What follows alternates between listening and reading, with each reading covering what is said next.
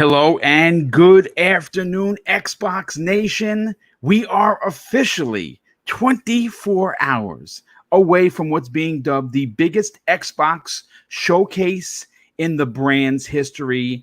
And quite frankly, the goosebumps have been induced well before this show has started. Everyone on the panel has been here almost a half an hour before, just talking behind the scenes because we're all pumped, not only for tomorrow's epic show, which from what we're hearing is going to have a pre-show, a main show, and a post-show that is going to reveal some incredible things. But for today's prediction show, and I have to thank everyone on the panel for being here, but more importantly, I have to thank, of course, the outstanding and unbelievable support this community has been giving me recently. The numbers for the channel are through the roof. Yesterday, I'm proud to say, and I don't understand how it happened, I received 100+ new subs just based on the work I've been doing, and that's a big deal considering I'm not even at 5,000 subs yet. And I want to thank everybody for that. But let's get into the introductions before we get into some of the breaking news. And of course, I'm going to start first with one of the cogs that keep this show running. You know him as one of the finest community members, but I know him as Master Chef Wok himself. Zemi Games, what's up, dude? Man, I'm super excited to be here. It was a question of whether or not I was actually going to be here, and fortunately, my schedule cleared up, and I was able to, call you this morning and make my way onto this show. So I'm super excited about that. I cannot wait until tomorrow.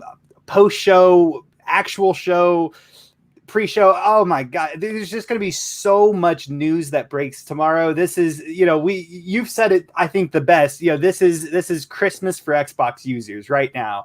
So I cannot wait to watch the show tomorrow, and then of course make all the predictions today, and then tomorrow I think we're also going to be doing the post show. The post show. Yeah. Yes. So super excited to be here, man, as always. Yes, as a matter of fact, we will be going live at 8 p.m. Eastern Standard Time. The panel is probably the biggest I've ever put together, and we're trying to figure out how we could best suit everyone that's going to be a part of it. And everyone on the panel, it's going to be an epic show on 8 p.m. Eastern Standard Time. And I also have something very, very special that I'm doing in the afternoon. I cannot talk about it. I'm going to tell you, and I've said this in the last couple of shows, it's the biggest thing that's ever happened to my channel. It is involved. Microsoft is involved, and I cannot speak about it until tomorrow, July 23rd. So you'll be, if you follow me on Twitter, look at the early wee hours of the morning to find out exactly what I'm going to be doing. I think it's going to really blow people's minds. It completely blew mine for sure. But let's continue with, of course, the introductions. Next up, we have someone that is maybe not as known in the community, but someone that I believe is about to make a big splash. And I'm talking about Husk. You know him from being one of the voices on Gaming Beyond the Box, which is, of course, Wilmy Hood's podcast. And I believe that airs on Wednesday evenings, and that will be tonight at 9 p.m. Eastern Standard Time. Husk, welcome to the show, dude. Thank you so much, Boom. And what's up, Internet? I'm absolutely pumped to be here, and I cannot wait to start discussing these badass topics. I'm pumped. Oh, yes.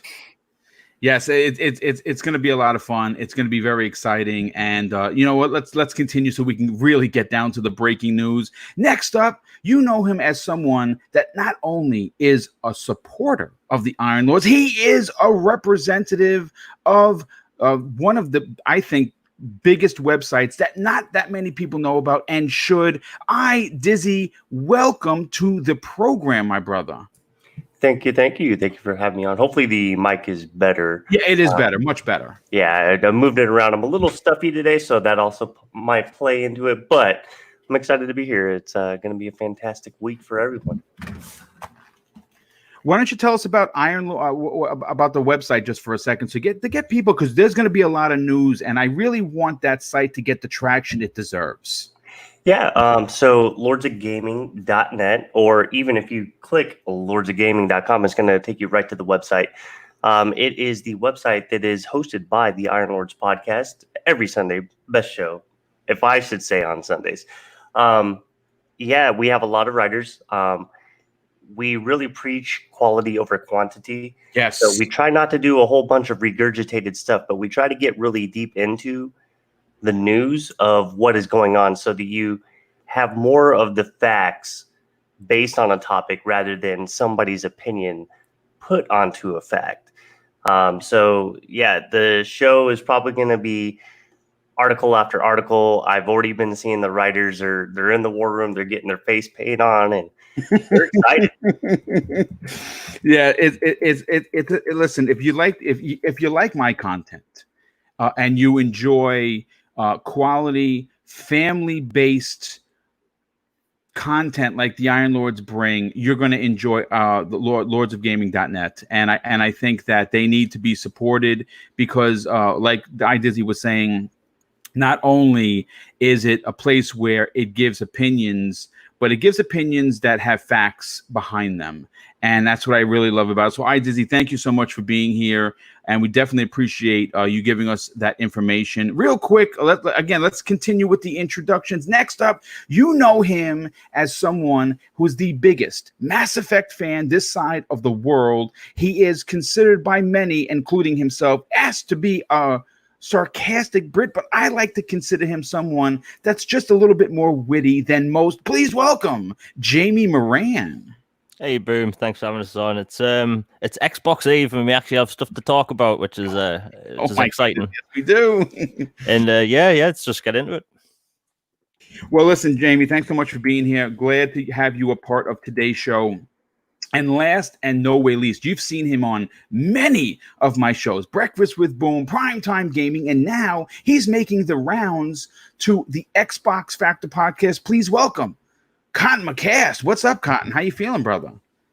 Feeling good, man. It's a good day to talk some games. Super excited for tomorrow.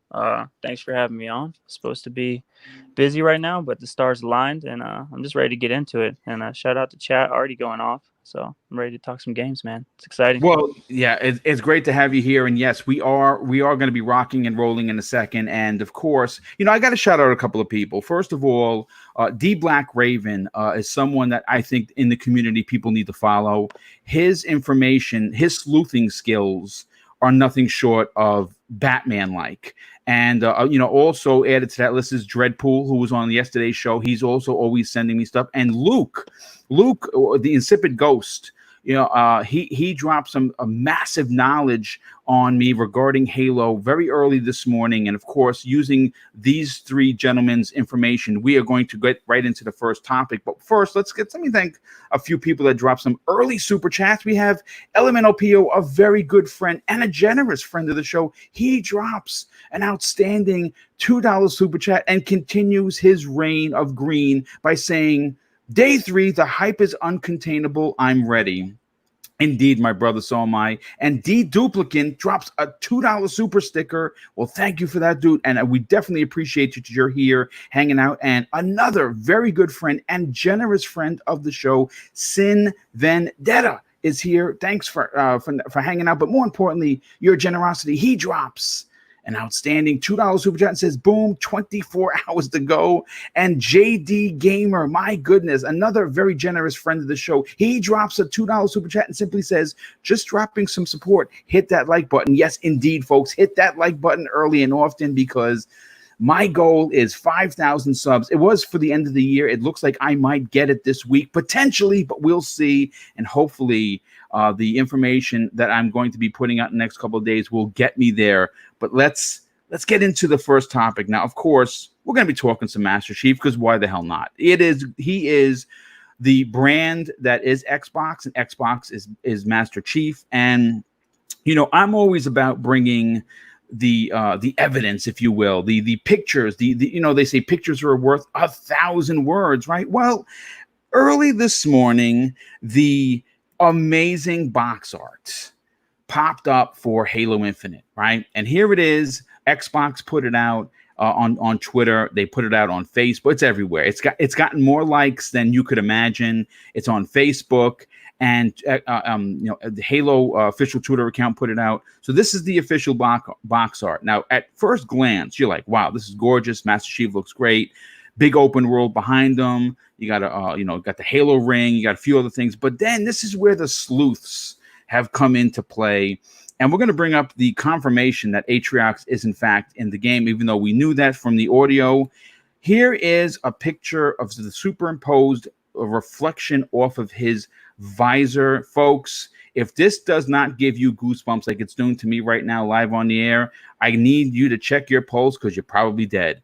There it is, Atriox in your face, looking at the visor. And you know what? Keeping this conversation going because, obviously we want to talk about things that were shown in this, this artwork. I decided to superimpose this, and this came from Deep Black Raven. Look at that on Master Chief's arm. You know what that is?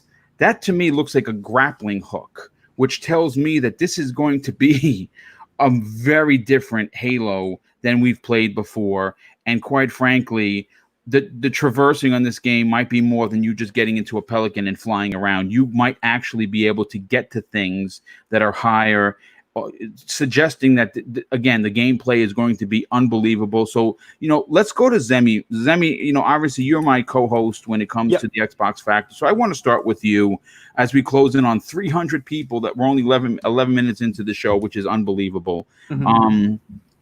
What are your thoughts on these three pictures? The confirmation of the box art, the fact that Atriox is in the visor in the reflection, and the fact that he has a grappling hook on his arm.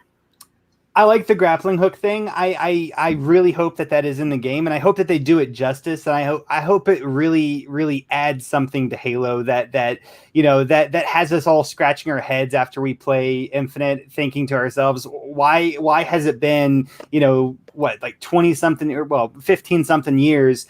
And they are just now putting in a grappling hook now, right? I really hope it's something that really adds tremendously to Halo and to the gameplay. The visor thing, I love it. Chief's gonna win that fight. Chief is just glaring at that man right now, just like, oh man, I'm gonna tear you up, right? And then another thing that I think is really interesting, and actually it was the very first thing I noticed whenever you put this picture up, and this is the first time I've ever actually seen this picture, is that this is very, to me, maybe I'm wrong, but this is very similar to Halo Combat Evolved's box art. It certainly is. And I think that's a great observation. Absolutely. And I think that's, I could be mistaken, but I think that's the same exact stance of the Master Chief that's on the box art of the very first Halo game, and then obviously he's on a Halo ring as well with the ring going up in the background. But what I think is very interesting about this is as well as them changing the color of Master Chief's armor back to its original kind of shade of green. Like, they are really trying to bring the idea that Halo is going backwards, right? Like we're going back to the heyday of Halo, right? Back to where it all kind of started. And of course we're not, but I just think that's a very interesting, maybe marketing / development, style and idea. I just think that's really interesting, and it's really cool how it really reflects the old Halo games. There is something special when you look. Let's just say this for a second, and let's bring cars into the conversation. Like, for instance, if you were to tell me I could drive my Kia, right, which I have an an old, 4-wheel drive vehicle, or you can give me a 68 Chevelle. I'm taking the 68 Chevelle 10 out of 10 times, especially if you're going to give it to me in, let's say, candy apple red with white racing stripes, and it looks brand new. And I think that equating that to Halo, where you can have a lot of new, but bring back the classic that we all know and love and figure a way to make it awesome, it's like it's like peanut butter and jelly. It's really not a wrong thing. Okay, so and I think that's what we're going to get. And again, this is the only podcast where you're going to get a Halo versus peanut butter and jelly, conversation. Which is very unusual, but you know what? We're going to go with it. Now, next, I want to bring iDizzy into this conversation. iDizzy, look, we know that Master Chief is important to the brand. We understand that that Halo Infinite, I don't want to say that it's the last straw, but to know that they've been working on this game for 5 years, to see the little hints, the little secrets into something as simple as a box art tells me that we are in for something special with this game. What are your thoughts so far, dude? I really am digging the nostalgic look that it has on there. Really, the big difference is instead of Covenant Beyond on there, you have the Pelicans that are flying around. Kind of makes me wonder with the down Pelican if that's kind of like how Chief ends up on this ring. I feel like that it's a very telling box art, but it also keeps a lot of things hidden. Because obviously we see Atriox in the visor, everything that we kind of like expect and anticipate from Halo. There's some things that I kind of like want to know more about, but I'll leave that for our predictions wish list thing. Don't want to spoil part of what I have in there. I'm really excited for this. The last two Halos with 343, I feel like that they were only like one part was good, the other part was not as good. So hopefully they can find a way to kind of mesh it together where you get the full product that everybody has been wanting and aching for from a Halo. And that's a great point. I think this is there's going to be a lot going on tomorrow, and I believe the word redemption is going to be it's certainly going to be used by me during the post show, and certainly during something else that I'm doing in the early afternoon. And redemption is going to come in the form of many scenarios, in my opinion. I believe that 343 and the Halo brand is going to be redeemed. The redemption is going to be in full effect because we're going to get to see what they've been working on. And I know that they're all nervous. I know the weight of the world is on them, but I believe they're going to deliver in a big way. And using the same word, not to sound redundant, but redemption is going to come to the Xbox brand in a big way, simply because all of the tropes, all of the naysayers, all of the so-called concerned gamers for the Xbox brand are going to have something completely removed from their tongues, and that's the narrative that Xbox has no games. And moving into the next generation, I'm not saying Sony should get into the corner and cry. I'm saying that the conversation is going to now involve the Xbox brand on the same level as Sony, potentially, in my opinion, even more so, simply because they have the power. That's confirmed. They have the services. That's been confirmed. The only missing aspect from this piece of the puzzle is the games, and they're going to deliver that in spades tomorrow. And I think that we are going to be all in for something really special. And I'm going to say, like I said in the opening, one of the biggest things to happen to Xbox, it's probably in its entirety of a platform, is happening tomorrow, and we're all going to be watching it live on the air. But let's continue with the rest of the panel. Jamie Moran. Jamie, listen, you are a huge Halo fan. We know how you feel about space-based tales. We know your feelings on Mass Effect. Is one of your favorite franchises, and Halo, I'm sure, is right up there. To get all of this information from a simple drop of a movie, I'm not saying movie poster, a game, the cover of a game. What are your feelings on what the community has discovered? I mean, I posted on Twitter about 6 months ago about the grappling hook. I didn't even see that, dude. Holy matrimony. Didn't even see that. I'll retweet it in a minute. But no, the grappling hook thing's been a rumor for a while because some screenshots, quote unquote, leaked, and then the Halo 5 developers said, "Oh, it's just some previous test footage of 5," and it's like, no, it's not. But no, I like it because this tells me that they are going to lean into the whole Metroidvania element, and for me, that's the direction Halo campaigns have to go. I don't think Halo should be trying to move forward by leaning on its past. Like, I don't think going back to Halo 1, Halo 2 is going to help the Halo franchise at all. Like, there's a reason why a lot of people abandon Halo, and it's not because of what people think. It's, other first-person shooters took priority in the community. Call of Duty blew up huge, and Halo stayed the same, so they tried to add things. So what can they do now is really evolve it, and they evolve the campaign and the gameplay. Like, I think this is hub world, not open world. Probably upgrade your suit and your grappling hook to get to new areas and stuff. And I like that because I don't think Halo being the traditional 6, 7, 8 hour campaign is going to work in 2020. I just don't. I don't think it's going to work like that. But this image tells me that, well, the grappling hook thing is 100% real.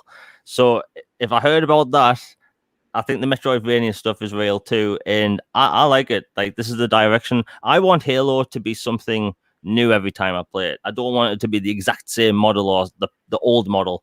And while the image, it's very very inspired by the Combat Evolved poster. It's just got everything going for it. Like, there's so many things in the image. There's a downed spaceship. There's a pelican in the air, and apparently you can fly multiple different vehicles, including pelicans. And it's like, I think this is going to be fresh. I think, the reason I don't talk about Halo all the time is because the Halo community is very split. I love Halo as much as Mass Effect. I just don't talk about Halo. It's because every time you say you like Halo 4's story or Halo 5's gameplay, there's this divide. And, I don't like it, and I can't be bothered with it. But this tells me that they're going to move forward in a direction where it's going to be fresh. It's going to have the older look where, people can shut up about how, the past 2 Halo games looked better because they did. But I think it's going to be a nice combination of a bunch of different things, new gameplay elements, older style look, and just new things to do. Because when I play a new Halo game, I'm looking forward to what's new in these levels. I'm not looking forward to saying, let's do another Halo Combat Evolved, rip off. Like, I can't be doing with that. And this poster alone tells me that they're going to do that. And 343 know they have to deliver because, again, they've popped out 2 games, one of which had a fantastic story, mixed multiplayer, and one of which had a kind of meh story and great multiplayer. They need to combine the 2. They need to have something fresh. This image tells me that. And tomorrow, well, we're not long away from finding out now. So It is. I got to tell you, like I said, it's Christmas in July, folks. That's really what it comes down to. I've been saying that for quite some time. I want to bring Husk into the conversation, but let me just catch up on some of the super chats because they've come quite a few of them have come in. JD Gamer once again shows his extreme generosity, and he drops another super chat for $5 and says, "Can't wait till tomorrow. Let MS rain down the AAA games on us." Indeed, they are going to. We also have Xbox Battlegrounds. Hey, my friend, thank you so much for being here. But more importantly, thank you for your generosity. He says, appreciate how organized your podcast is. Great job. Oh, dude, thanks. That's really kind of you to say. I actually spend more time writing than I do gaming. You know something? I wouldn't have it any other way. I absolutely love this. And hopefully someone from Microsoft will might want to consider me. Even though I'm an old bastard, I'm a little long in the tooth, I could be a good community manager. Let's hope that happens. You put these things out to the universe, and every now and again, the universe answers back. And hopefully that is something that would happen because that would be totally epic. Let's continue with, of course, the other super chats. And Sin Vendetta once again shows his generosity, dude. Thank you so much. He says, "Oh no, Zemi, I think Chief is going to get demolished at first and will have to rise up to win." Ooh, I like that. This sounds very. I don't. Like, Chief can't lose, okay? Like, Chief is unbeatable, right? He's the trump card to anything the Covenant could ever throw at that man. They can make it look like he's going to lose, though. It's possible. They could do that. But at the end, in the same exact scene, he has to win. Okay. Yeah. All right. Well, we'll know soon enough whether or not he wins or loses. Crazy Mate Gaming, hey my friend, thank you for being here. He also drops an outstanding $5. Just said the grappling hook seems interesting and fun, but I hope it's only campaign. I don't know how it would go in multiplayer. Oh, I don't know, man. Multiplayer would be pretty interesting because you could get away from someone shooting you in the back or something. It's going to be a lot of fun to see where this goes. Pixel BitG, a very good friend and generous friend of the show, drops an outstanding $5 super chat. Says, gents, I've been hyped for Halo since 2018, and I'm an avid Halo fan, book reader, whole nine, and yes, I rock with Locke. Been waiting for open world WOOT. Yeah, I listen. Look, I don't think Locke is a horrible character. In fact, I think there's some endearing characteristics for him. I think what the problem with Locke is he was extremely overused and underdeveloped. I will say that, and I don't think there's really anyone that can challenge me because yes, we know he was part of Oni, right? We understand that there was a movie with him that probably no one really watched and really gave a decent look into his backstory, but he was overly used in a game that was supposed to be about Chief. And if they would have just developed the character a little bit better, I think most people would have enjoyed him as a character that they would use. Very similar to what they did in Halo 2.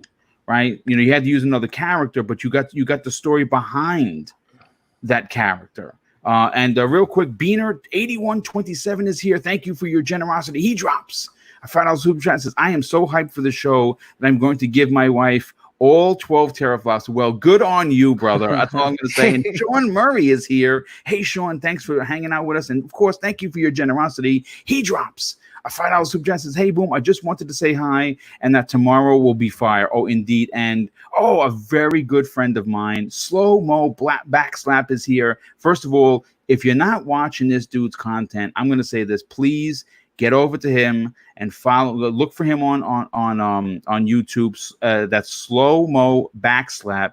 He does more than just tell you his opinion. He goes into the history of things, which he's going to be doing for Obsidian's Grounded video that he basically lost a bet to our very good brother, Gaming Forte, but he's going to do it in a way that's going to talk about the history of Obsidian, and it's a video I cannot wait to watch. And he drops a $2 super chat and says, Master Chief, it says MC is due for, Master Chief is due for an L, makes more compelling story. Zemi, people are saying that he's going to lose. And a very good friend of mine, someone that I worked with for many, many years in my prior career, George Zayas drops an outstanding $5 super chat. Says, congratulations, Boom. Tomorrow's show is going to be the biggest show ever on Double Barrel Gaming. I can't wait. Well, thank you for that. So, Husk, let's bring you into the conversation. Again, this was a stealth drop once again. It was stoking the fires of hype. Microsoft has been really good on getting their messaging and marketing on the same page, and the internet has exploded. As a matter of fact, I had to, I can't confirm this, but Twitter was having so much problems. It was spooling and loading. I had to uninstall it and reinstall it. And I think that has a lot to do with all of the craziness that went on this morning with the Master Chief and everything that we found. What are your thoughts on these new, the new information that we got on Master Chief? He's got a grappling hook. He's got Atriox in the visor. And this is very reminiscent of Halo Combat Evolve. Yeah. I believe it Uzemi that was saying it looks very similar to Combat Evolved box art. Yeah, that was me. Yeah. So the only real difference is obviously graphical quality, and his gun's he's not aiming down sight. But the fact that we get Atriox in his visor, that's something else I really love about what 343 has done since they took over Halo. Is that things like this, including that teaser we got a while back on the ship, they put so many Easter eggs in all this stuff, and people pick it apart. And there's going to be stuff that we aren't even aware of. I guarantee it, that somebody picks a part out of this and brings to light.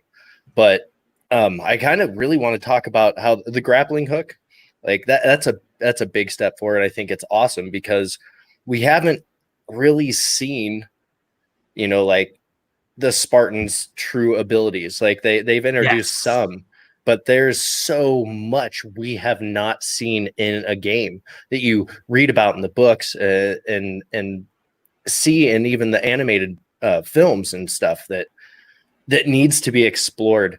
And All right, so it needs to keep tidbits of what makes it Halo, but it does absolutely need to evolve. Like it literally needs to move forward. It has to bring in more of what a Spartan really is and change the campaign. Like the whole, even if it's not a fully open world idea, is a really good idea. Like you have to change, or you're not going to be able to keep up with other titles in the genre. It's just not going to be doable with the same palette every time. No, I agree. And you know what? It's there's a subtle line that you have to walk. You can't introduce an entirely new game, but you can introduce new elements to a set feature that people know and love, and it can still remain classic but new at the same time. It is something that I'm glad I'm not a designer on the team, because it is a fine line to walk. But I believe that they have 5 years to develop this game, and I think I think at the end of the day, when we play this game on the Series X, we are all going to see what a $500 million investment looks like. And I honestly can't wait. And closing out this topic, Cotton McCass, let's bring you into the conversation with all of the information that has been provided by the sleuths of the internet, known as the Twitter community. What are your thoughts and excitement levels for Halo Infinite? Man, my excitement levels are through the roof for this game. Halo is my bread and butter, pretty much. I love it. I've always loved it. From going to the midnight launches for 2, 3, Reach, 4, ODST, all of them. I was there for all of them. Can't get enough of this game. It looks amazing. I'm going to stick with the same energy here, where it looks, that box art obviously harkens back to Combat Evolved, and that speaks for itself, that it's going to be evolved from that, from what we know about Halo. It's going to be new, it's going to be familiar, hit you right in the nostalgics, it's going to be great. The grappling hook is interesting. The hub world idea, it sounds fantastic to me. It brings me back to the second level in Halo 1, where you land on the Halo and you can go to that. You can go straight to the place where all the rocks are and find that sniper rifle and save those Marines, or you can not even end up going there. There's exploration through Halo, and it's just gonna be bigger and better, and it looks amazing. I mean, it's gonna be fantastic. As far as I see some people who are worried about, grappling hook and these things for multiplayer, and I think I saw Clobriel tweet out some information saying that as far as your multiplayer, it's going to harken back to more like Halo 3, where it's more like there's like going to be power-ups that are around the map, like classic map control gameplay. You're going to have like thrusts and grapple hook and overshield, things that you can pick up off the ground. So I don't think people should be worried about it. They obviously have a lot of testing going on, and they know everything's riding on not only the campaign, but the longevity of the multiplayer as well. So Halo's the whole package, man. I can't wait to dive into it. I need to play it, and tomorrow is all I'm looking forward to. Yeah, it's one of the biggest events. Again, I think you're gonna look, taking nothing away from what Sony did in June. I think that this is trumping what we're going to expect in 2020, and the hype is real, folks. What I want to do is, as we close in on 500 people here already, and we're not even 30 minutes into the show, I have to ask that you do, if you're enjoying the content, if you're a fan of me, if you're a fan of the channel, please hit that like button. It helps more than you could possibly imagine with the algorithms, and the more people that can get to see this show, which I believe I produce as being a very well provoking show, and who's fair, I would love to get more eyes and ears on it. So by hitting that like button, you help more than you could imagine. And before we move on to topic one, I'm going to just catch up on some of the super chats. First of all, Beaner8127 drops another super chat for $3. Says, never mind, had a headache, back to watching Boom. Well, listen, I'll tell you this.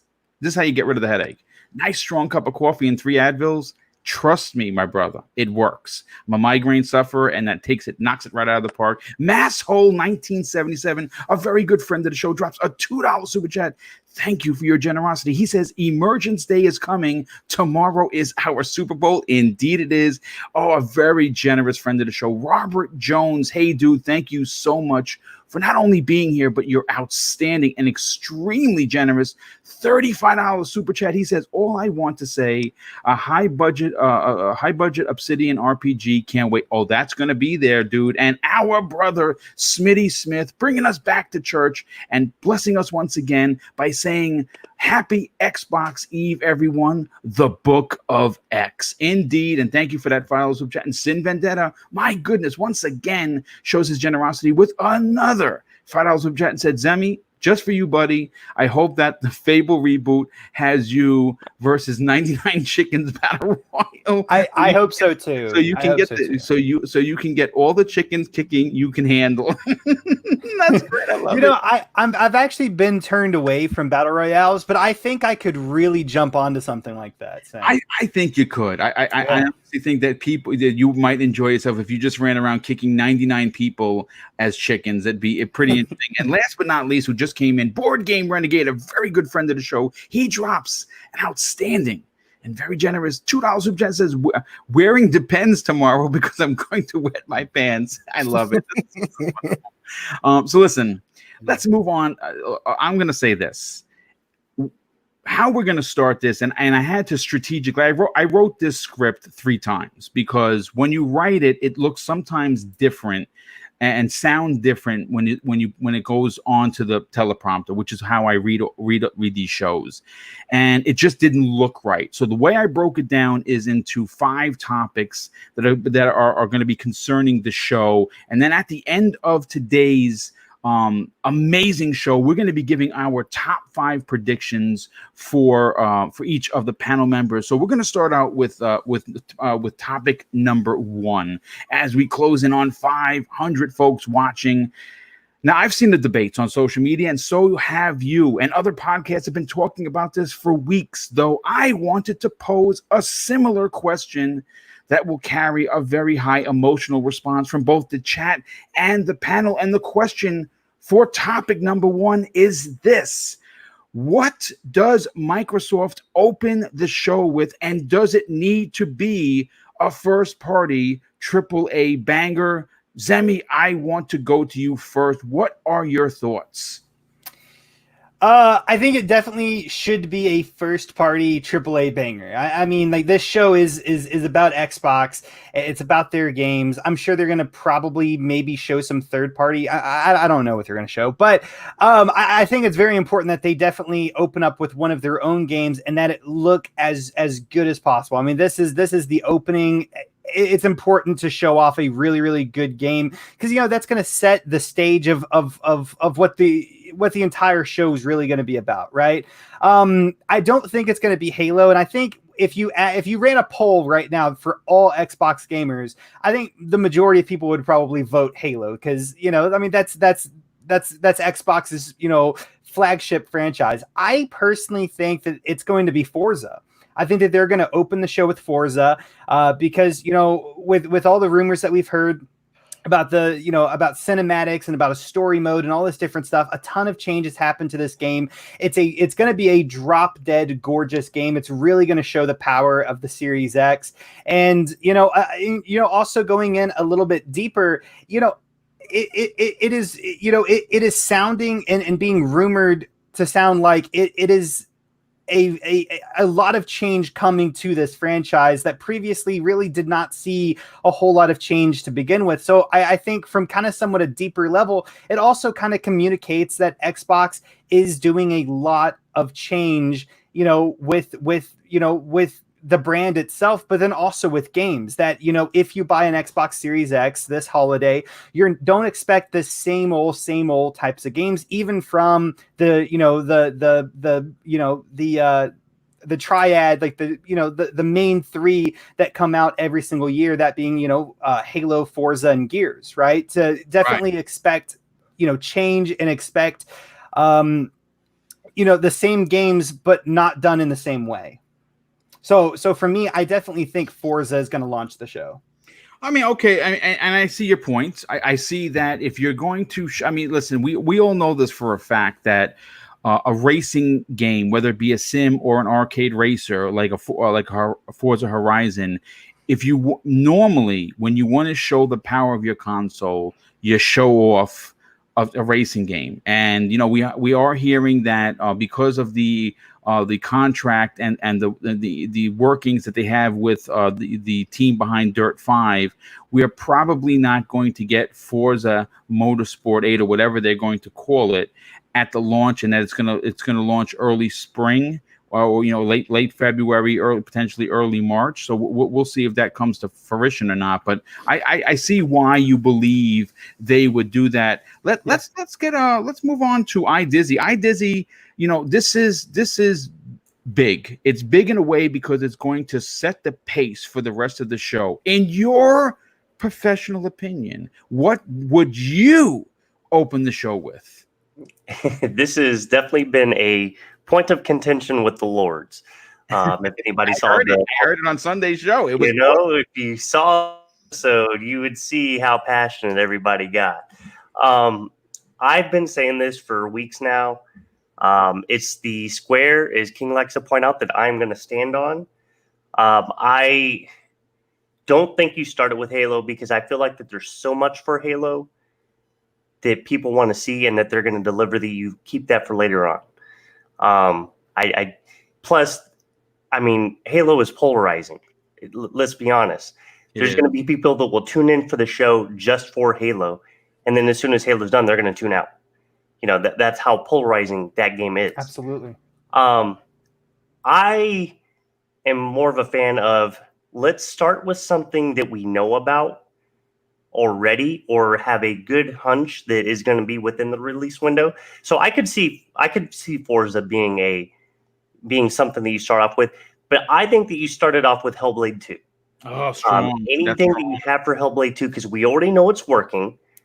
We see the progress at this point. People are already excited for the game. So it's not like there's going to be something that's like letting you down. But I feel like that if you start off with something that we don't know about for 100% sure, it kind of it makes the rest of the show kind of uneven. So start off with something that we kind of know about that's going to start off with a bang, and then maybe I'm big on ending the show with Halo with another bang. So that's kind of like where I'm at with it. I know that a lot of people they want it to start off with Halo. I just don't think that that's like the smartest move for keeping people tuned in to the show for the full duration. You know what? I like what you're building. I have a different opinion, but what you're saying is sound. It's strong because, my God, Hellblade 2 is going to be incredible. Confirmed for Unreal Engine 5. PS, by the way, folks. Mm-hmm. So yes, that's a strong pick. Husk, let's bring you into the conversation. If you were programming manager of this show, which would be nerve-wracking, just thinking about it, what would be your opening bomb to start the show? So, all right, I really do feel like it needs to be a first-party AAA banger that kicks off the show. Okay. Now, originally, I thought maybe Halo was going to be that, like right out of the gate. Even though personally, I would save it for the end. But the more we keep hearing about the pre-show and the post-show, I don't know now which game will lead. I do know, however, that whatever is opened with needs to kick off the show with an absolute bang and generate excitement that can be carried throughout the rest of the show. Whatever it is needs to set the tone for the rest of the show. So I feel like a bigger reveal would be a good thing. But then again, something like Hellblade or Forza would be a good choice to start with, especially because something like Forza can really show off the graphical awesomeness that we're going to get with this new hardware. Absolutely. So, yeah, I don't know. You could go one way or the other. You either drop something huge like Fable or a Halo, and then the other at the end, or you show something that gets people at least somewhat excited, and you just keep rolling through the show and build excitement throughout. So I don't know, if it was me, I would agree with Dizzy and probably run with Hellblade. Okay, that's a strong pick. That is definitely a strong pick. Let's get to the elusive gamer known as Jamie Moran. Jamie, listen, this is a big decision. What would be your leadoff hitter for the Xbox Games Showcase tomorrow? As a Halo fan, not Halo.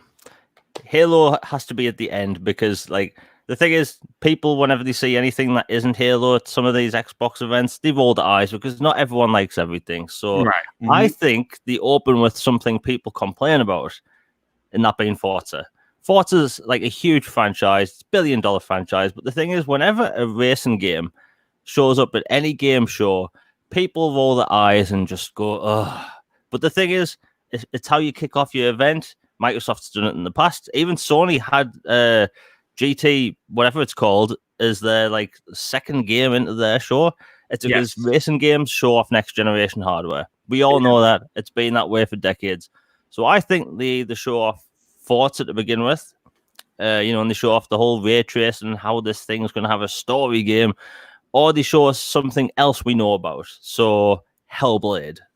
But I don't think we'll start something with Fable. Fable's too big for an opener. Although part of me is slightly worried that they might open with COD. Because rumors are that Microsoft has the marketing rights again, which, I mean, whatever. For the new Black Ops. Yeah, you know what? I think it again. I don't know who's better listening than GTA 5. Well, let's hopefully it's not GTA 5 or anything. GTA 6, I hear you, but I think that you have to open with your own shit. I really do. Pardon my French. Yeah. This is called the Xbox Game Showcase. I know that you have to have third party. I know that someone, an entity like Call of Duty, and getting that marketing rights may not be a big deal for some. It is a big deal for the brand. And it says something, but you don't open your show with it. You know what? Let's get Cotton into the conversation. Cotton, if you were running the show, so to speak, what would you personally open with to carry the show of hype throughout the entire 60-minute program? Yeah, I've been thinking about this a lot. Just like that this past IOP on Sunday, this was a big topic and a lot of different opinions. And even right here on this show too, I wasn't even thinking about Hellblade opening. That sounds like a really good idea, but originally I was really a toss-up between Halo and Forza, just because the way they've been marketing Halo so heavy, obviously right now, they're giving us new teases and countdown to this show alone. Like, they want to show this game. They know how good it is, right? It's a big cut of the show, like 10 minutes is what I'm hearing. So, but it's so polarizing that it's true. You want to keep people tuned in to the show for this. So I'm thinking Forza, just because like we've said on the panel, it's a great way to show off just the console itself and the fidelity and the frames, and open up with some speed. I mean, people might not be super excited for Forza, but there's a huge community that is. A lot of my friends love motorsport specifically, and people will love to see it. And then you just move. I think it's Forza. You start off with that, and then you move in. Maybe you get Hellblade right after that, honestly, and then you start moving in. Halo is it's a big piece. I think it's either going to be towards the end, if not at the end, but remains to be seen. Either way, it's going to be huge. I want to see all of them, honestly. I think Forza's the one, though. Yep. Well, you know what? I mean, everyone had great picks, so I'm going to give mine now, and I'm actually very surprised that no one hearkened down on this particular pick. So I'm going to paint the picture for you instead of just blurting it out. The show starts, right? And of course, there's going to be some sort of an opening thing, power your dreams. Going to be some green flowing around. Mm-hmm. There's going to be the Xbox logo is going to come up. You're going to hear maybe an achievement pop sound or something that's going to remind you. And then the screen is going to go black. And then the words "playground games" are going to, with smoke, appear on the screen.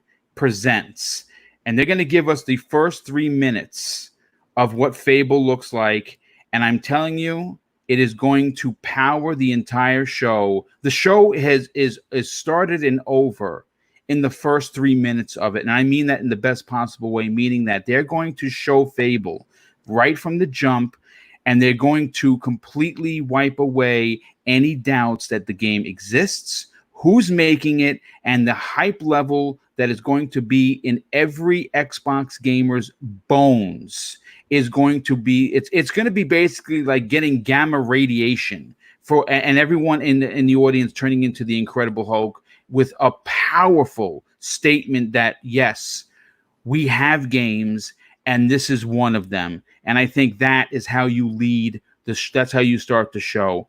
Again, we're going to continue with this, but let me just catch up on some of the super chats. First of all, Sin Vendetta drops another $5 super chat. And it's what he says that has me laughing live on the air like a nut. He says, I swear, if they start the show with GTA 5 or Skyrim, I'm gonna flip.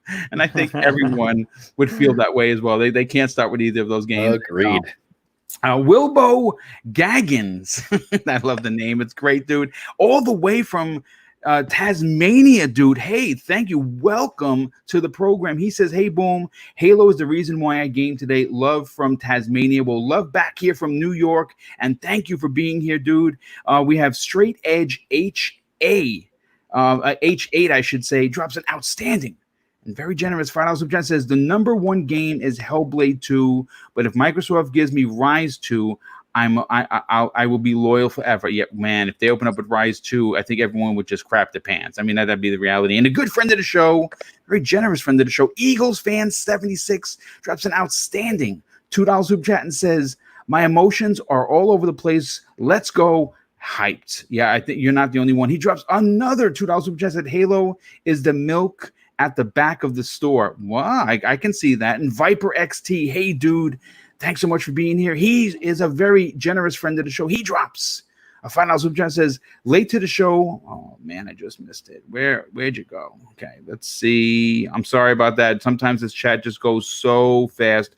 It says, late to the show, but did you see the grappling hook on Master Chief's arm in the new image? I'm so hyped. Yeah, we talked about that, dude. And yes, everyone is excited. Kay Asante is here. Dude, thanks for hanging out and dropping a very generous $5 super chat. Says, love the show once again. Dropping breaking news. Jason Schreier, asshead, I know, just tweeted Ubisoft on their financial call, $60 for next gen games. And that's important because that means that the 2K is going to look like the a-holes of the industry. Viper XT drops another outstanding and very generous super chat and says, what if they open with a new Splinter Cell exclusive? That would be a great way to start it off too. Listen, folks, stick around to the end because I got some predictions that are going to blow your socks off as we close in on 600 people here. This is exciting. I think we're going to break records today. Let's move on to topic number 2. Now, look, the entire industry that includes the gaming community and the mainstream media and even the regular media, meaning like, the Times and the Post, and of course, even some of the news channels will judge this Xbox event on what Sony, EA, and Ubisoft has done in recent weeks. Production value, length of show, how many games were shown, and the quality of titles are expected to be at the center of every conversation once the show ends. My question to the panel, and of course the chat, is simple.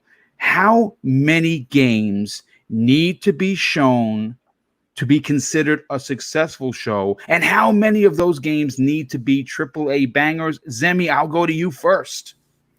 Yeah, so for me, I think no less than 10 games should be showed. And I know that sounds really, really low, but I'm just saying no less than that. I hope that there's more, and I expect there to be more. But I think more importantly than the number of games that are shown is the pacing in which what games are shown, right? I think pacing is definitely more important, at least to me, than I guess the pure amount of content. And then also the quality of the games that we get to see as well, I think is very, very important.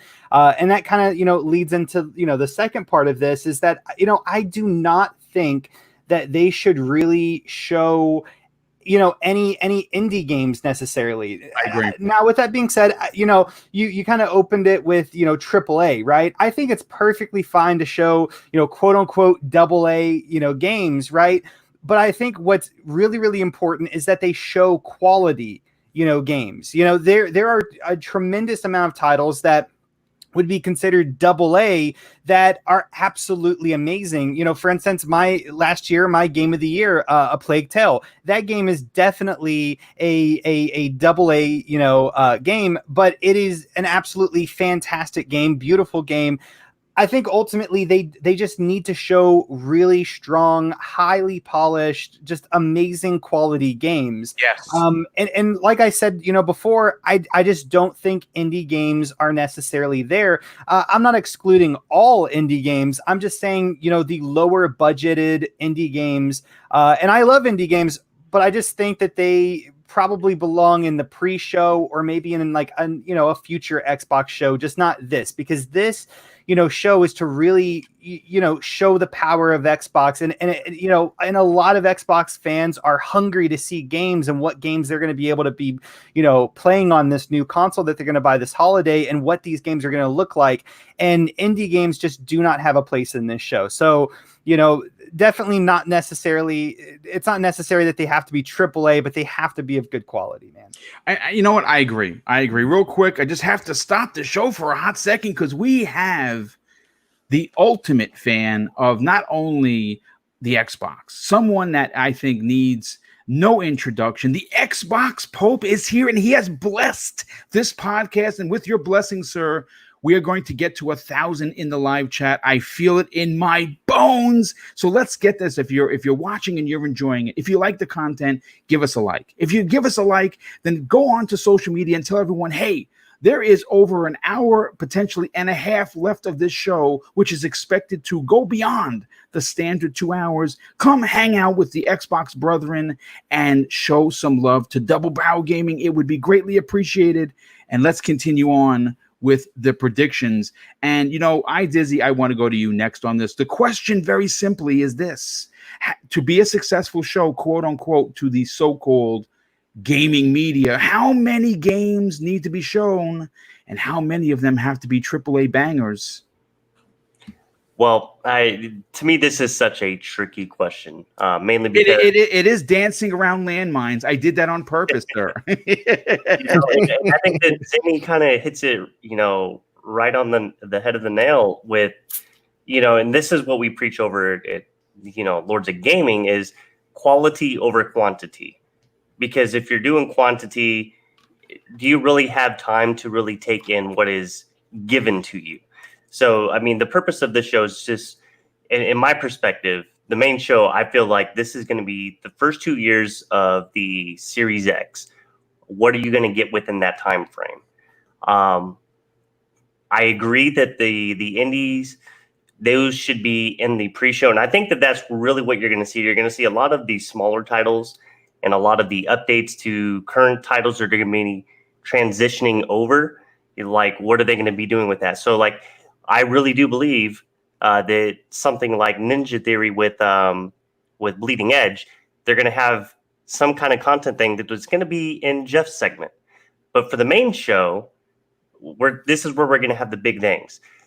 I like the idea of maybe 10, 15, because you don't want to fly by exactly what you're doing. Yes. You want them to look and see and take in, and you want to do it right. You want to give them the quality, what's going to be good with this game.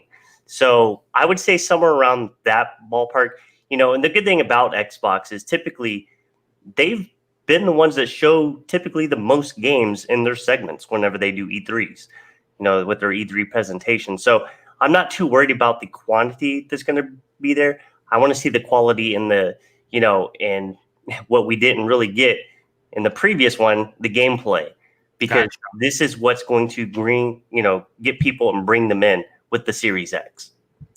Something that I was thinking about, and I think we talked about it in the pregame, that leads to exactly what you're saying, is that I believe the main reason that Microsoft has teamed up with Jeff Keighley, who we know, without even trying to be like a jerk about it, I think what Jeff represents and how he represents the gaming, the gaming as a whole is super important, and I like his passion for it. Now, obviously, he's a PlayStation dude, and you know what? That's fine. That's perfectly fine. But the reason why I think they went out and got Jeff for this event is because they could not honestly pack what they want to show into 60 minutes. And that's why we're hearing from very, very close inside sources that are really close to to the situation, that the post show is going to be something special, along with the pre-show.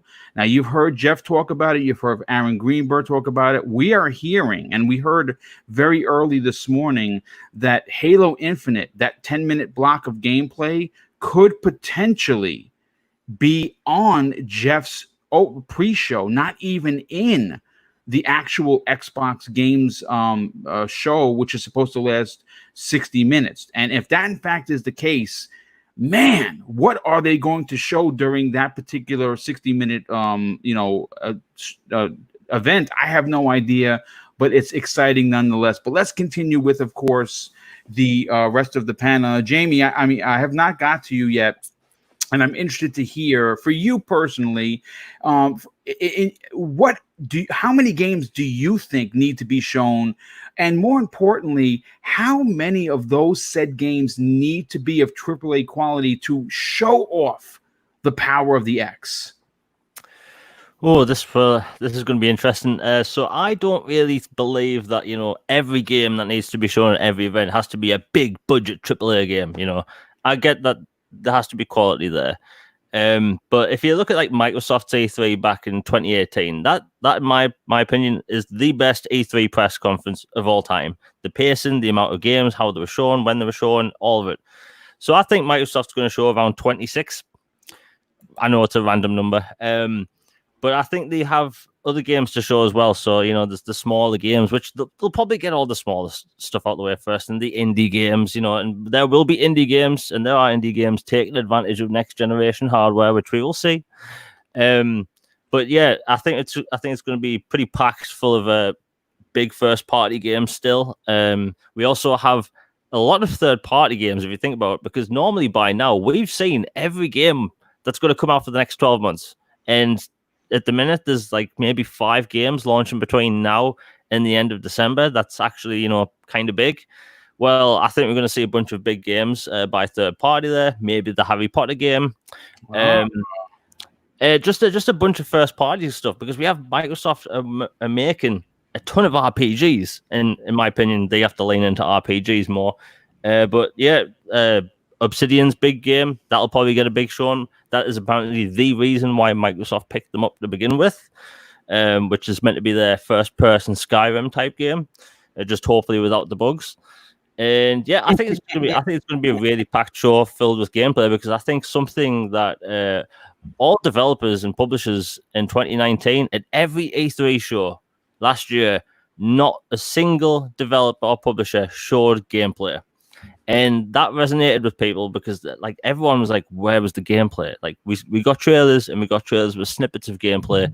And I think, this hour, like a lot of people think that this hour is going to be filled with like each game having its own 5-minute individual chunk of gameplay. No, I don't think that's going to be like that either. Yeah. I think that's really unrealistic. We will still see gameplay for stuff, but I think we're going to see a big emphasis on Microsoft's first party and the big third party games. So I think it's going to be around 26 to 30 games, and maybe an indie sizzle reel that'll last about 30 seconds. We have the Gears Tactics Xbox trailer to come out. We have the Flight Simulator trailer to come out for Xbox. So it's going to be packed with big games and a bunch of like new games from Xbox first party. Well, I mean, listen, I love the picks. I like what you're putting down, and I think that there's a lot of validity to what you're saying. 26 games being shown would be monster for Microsoft. Let's bring Cotton into this, and I believe I at that point have gotten to everyone. Cotton, for you personally, how many games do you think they need to show? And how many of those games need to be AAA to kind of remove the I guess the dirt of the Xbox has no big AAA games, no first party games. Ooh, to quote Addict, Lord Addict from ILP, man, this is Cotton's world for me. I want as many games. I'm selfish. I want to see as many as I can. I'm excited, but I don't have an exact number. Obviously, you're gonna have the Trinity there, in the sense that you're gonna get Halo, you're gonna get Forza. I think they're gonna touch on Gears tactics a little bit. That's at least 2 AAAs right there. You get Obsidian's new AAA. That's 3. I definitely think there's going to be some third-party games there, like possibly Call of Duty. That would be huge to get that marketing back. And I mean, if you get lucky, you have some other announcements, like some of the few games that they have in the bank. Like you got In Exile that has their AAA in the making. You got Initiative. I don't know all of these are going to show, but they're going to show easily, I think, at least 5 AAA games. And I mean, Harry Potter would be huge. Simon, do you hear that? Do you hear some 2 people? I know. Harry Potter. That word. You know what? Let's just transition this entire show just to Harry a Harry Potter show, right?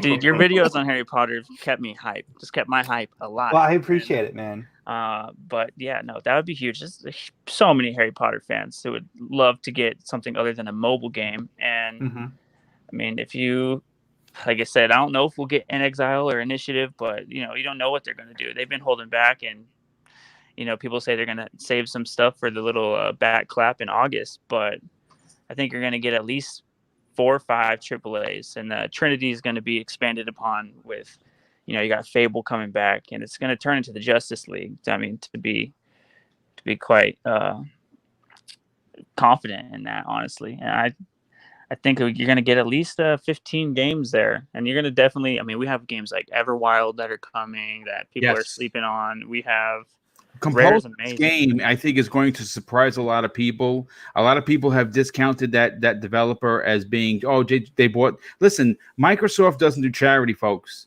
They do business. No. And Compulsion's game, which is rumored to be a cross between Uncharted with third-person, that perspective, and horror-based, including BioShock, says we might be in for something special in a new IP. Definitely. Yeah, dude, it's going to be great.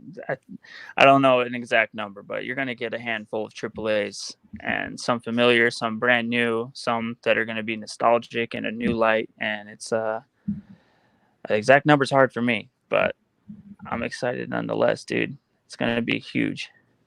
Yeah, I agree. And, real quick, let me catch up with some of the super chats before we move on to topic number 3. Resident Link Gaming, very good friend of the show. He drops an outstanding $10 super chat. And says, I'm late, but I would like to mention that the brute in the visor doesn't seem to be Atriox. It's his weapon is wrong. I believe it's one from one of his commanders, most likely the one from the teaser clip. Hold on, folks, as a fire engine goes by. I swear they wait for my show to do this. Anyway, the show's on fire. That's why. Well, I appreciate that. Yes, as we crossed 600 people, folks. Let's keep the hype train going. Straight Edge H8 drops another $5 super chat and says, and this is funny, and I've heard people say this, and I know that it's comical, and I highly doubt that it's going to happen.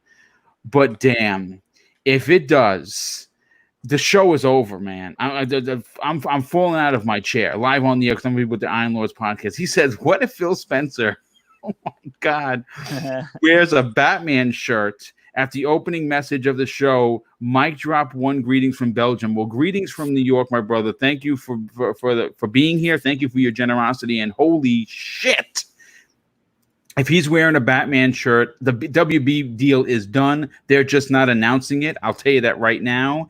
And you can take that to the bank. And you know what? Maybe we even get, maybe we get a Batman trailer in there. Again, it's a big third-party game, so why the heck not? Eagles fan 76 drops another outstanding $2 super chat. Says, "What a shirt!" He says, "What shirt is Phil going to wear?" And we're just talking about that. I think he should. If they bought Harry Potter. Well, he could wear a Harry Potter, but I'd like to see him wear a Batman one, to be honest with Wear you. the Phil Well, Dominus Maximus just shirt. like his skin tone, I think it would just like like the Harry Potter colors would really complement him a lot better. Boom. Well, you know what? You know? We have to get to his publicist and let them know the information for sure. Robert Jones drops another bombastic super chat for $15 and says, "Just throwing this out there. Halo should be second to last showing. The closer should be something awesome and unexpected." Man, that's a great point. But you know what? Let's move on to topic number 3. Now, I've always said Halo is Xbox. Xbox is Halo. And I've said that in the past, present, and I'm probably going to keep saying it into the future. And it has been the face of the platform since its inception in 2001. And there's no denying the importance to the future of Xbox. My question to the panel in the chat is this: how much does 343 Industries need to show? And in parentheses, I have length of gameplay, and should it be single player only and multiplayer at a later date? Zemi, why don't you answer this question for us, brother?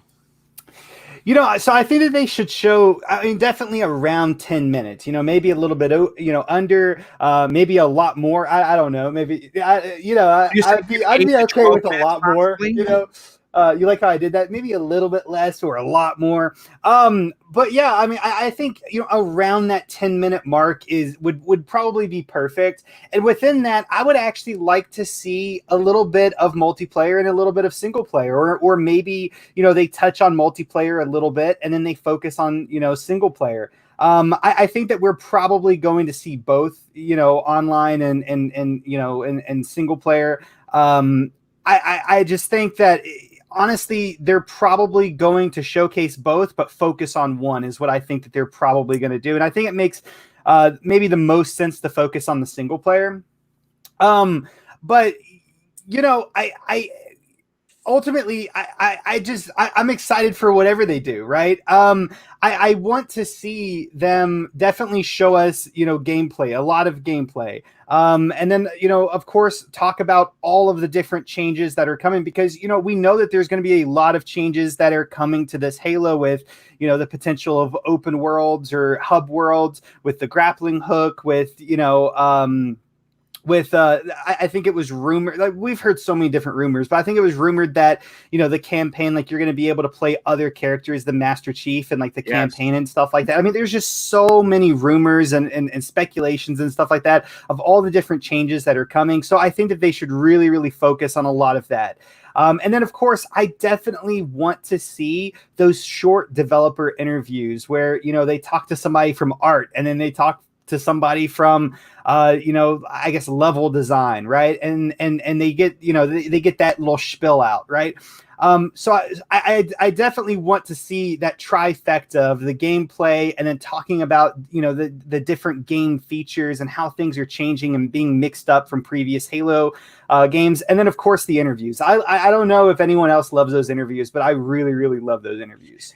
Yeah, you know what? I just don't think that it's the 60 minutes, because time is so pressed that there's actually room for that. Now, I can see post and pre-shows having exactly what you're looking for. And I actually think that would be fantastic, because if you were to, have a couple of smaller announcements for games, and then in between of all the meat and potatoes of the show, you have these interviews, it's going to make a lovely sandwich. And I'm getting hungry just talking about it. You're gonna have some smaller games on the pre-show. You get a developer interview or two about what they're doing with Halo, because everyone knows Halo is going to be there. They've already said it. So if they talk about the world, they can spend 10 minutes, 15 minutes, Jeff talking to the 2 or 3 of the designers. On the post show, they could bring some of the designers in of games that were surprise announcements.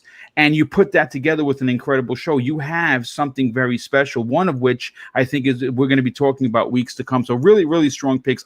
Dizzy, I want to go to you next, my brother. In your opinion, because obviously Halo is important to the future of not only the brand itself, but the platform, how much does 343 actually show? And should multiplayer be at a different time? Okay, so I'm gonna kind of break my top 5 predictions because this is part of the predictions that you gave us, Mr. Mhm. Boom. But the good thing is that one still has a wish part to it. I kind of cheated, so it was a wish and a prediction. And because most of us here on the panel are old bastards, we probably remember Halo 2. Yes. The way that they revealed Halo 2, perfect. You don't need somebody to tell you how the game is going to play out, because with Halo, we are so in tune with the game that as we see what is going on, we know how that game is going to look, play, and feel. And that's the beauty of Halo. And that's the polarization. So I think that what they do is they take a piece of the campaign somewhere near the front of the campaign. They play through it. They give us a showcase just like they did with Halo 2. Now, I think towards the end of it, they show a snippet of multiplayer of what you can expect, kind of like a quick flash of what you're going to be seeing, and then you end it with beta information in August. Wow. If you turn, that's you know what? As much as I'm in tune to writing these shows, I didn't even consider that in one of my picks. That is fantastic. You go out there, you show the single player, which everyone is excited for. All right, we're getting the Flood. Apparently, we're getting Atriox and his lieutenants, and it's going to be epic. But then they throwing in that small. I don't know. You do 30 seconds of just the multiplayer because you're going to see red versus blue, right? And you're going to know it's multiplayer. And then they say beta coming in August. Drop the mic and get the F out of there, bro. Because wow, nobody's been talking about the beta. And I agree with you so much. The prior Halos have had a beta around that August-September timeframe. Yep. So I think that'd be the perfect time. You slide that right in there, like in an end card, beta X time. Yeah, I like what you're putting down, dude. That is probably my favorite pick so far, dude. Strong pick, dude. Let's get to Jamie Moran. Jamie, obviously there's a lot of pressure on 343 to deliver. I personally believe in the team. I believe in their leadership. And I also believe in my heart of hearts, they are going to bring the fire for you. How much of the single player must you see to be satisfied? And more importantly, should multiplayer be in this conversation? 10 minutes of gameplay followed by a story trailer, like kind of normally what they do. Multiplayer, no. I think we're getting multiplayer on Friday at the Comic-Con digital event where there is going to be Halo stuff. But I think there's not going to be a single ounce of multiplayer even remotely mentioned at this because they've stated a few times, it's campaign focused, campaign. And when it comes to this, I don't want them to do the whole, we've heard people complain for years, and the loud minority on the internet. I don't want them to listen to them. I just want them to show the new game, show the new gameplay, show what's new, and just show something fresh, and just show Chief in action, because we're going to see Chief running, action, killing bad guys and whatnot, fighting Atriox maybe and the Banished, but around 10 minutes. But I think it's important to me that they show off vehicle gameplay, because the last Halo game, in my opinion, didn't have enough vehicle missions, and this is apparently going to have a ton of vehicles. So I think if you have 10 minutes of gameplay, show the grappling hook, show some of the new power-ups, show weapons and, the vehicles, the whole Halo experience, and, follow it with a story trailer and no release date just yet. Okay, I mean, obviously, yeah, you're not getting a release date, in my opinion. I don't think we're going to get that for a while. I don't know when that's going to come, but I don't think it's going to be at the show. I think it's just going to be gameplay. Husk, let's go to you next, but let me just catch up on some of these massive super chats that have come in. Starlord 14 drops an outstanding and very generous $10 super chat. Says, hey, Boom and channel. Thank you for keeping us excited for tomorrow. I can't wait to see Microsoft's 15 coffee shops make a bunch of held back no games. Keep up the great work. Well, thanks, dude. And I know exactly what you're talking about. And that is a great dig. And it's true. A lot of people have no faith in their 15 coffee shops. I certainly do. Sin Vendetta, once again, dude, drops another $5 super chat and says, Boom. Oh, man, this is, I already wrote him in the chat and I forgot about it now. I'm remembering I'm having a heart attack live on the air. He says this after dropping another $5 super chat. Boom. What if Ed Boon walks out to announce Mortal Kombat versus Killer Instinct? Well, you know what? You're going to have some shock pads close because I'm going to drop dead of a heart attack because that is life. And you know what? I've said it before and I'll say it again. He has said that publicly that he would drop everything he's doing to make this game. And if they own WB, folks, understand that Mortal Kombat 12 is going to take a hiatus as they make Killer Instinct versus Mortal Kombat. Star-Lord, my goodness, dude, he drops another outstanding $10 super chat and says, Boom, I really hope we see Halo turned into a game with episodic expansions and a community model like Destiny. Imagine your very own fully customized Spartan. We've talked about that, and a lot of people actually want to see that. Yes, do we want to play as Master Chief? Sure. Do we want that adventure to continue through expandable DLC? Absolutely. But could you imagine if on top of the multiplayer, on top of the unbelievable single player that it's shaping up to be, there's a third mode that's Destiny-esque? I don't know, man. I'm in. And a very good friend of the show. As a matter of fact, he's been on 2 shows. He was on yesterday's record-breaking Double Barrel Gaming Presents VJ. Drops an outstanding $5 super chat. Says, hello, everyone. Looking forward to both Boom's news and Phil's parting the Red Sea. Indeed, I believe he's going to. Husk, for you, as someone that is not an avid fan, you are the biggest Halo fan. What do you need to see in length of first player single player content from the video? I was reading the chat at the same time. How much of that do you actually need to see to walk away and say, yeah, you know what, that gave me enough information that has me hyped beyond words? All right, so I'm going to tell you what I think is going to happen, or at least what I would do in 343's position. I think we're going to see a mix of everything over the course of the pre-show, the main show, and the post-show. This is Xbox, baby. Okay, we already know we'll see gameplay in the pre-show and possibly the post-show, but I'm not sure if that'll be campaign or multiplayer. I would assume they would do multiplayer in the pre-show or post. I'd think it'd be a good idea to run that way, and then give us some campaign gameplay with some cinematics in the main show. But like I said, that's just what I would do. I also think it's completely plausible that if we get a glimpse of multiplayer, that they could announce an upcoming beta of some sort. But I think it's more important than anything that 343 comes out guns blazing and gives us a little bit of everything across all 3 hours. Yeah, no, I like what you're framing it, because it would give all fans of Halo exactly what we want. You get the multiplayer, you get the single player, and potentially, because we're anticipating it's going to look like something we've never seen before, even people that aren't Halo fans will want to tune in and watch. And I think that is exactly what I would do. That's a great point. Cotton, why don't you close out this particular topic with how many minutes of gameplay, whether that be multiplayer or single player, do you think, or more importantly, do you personally need 343 to show on tomorrow's big show? Oh, man.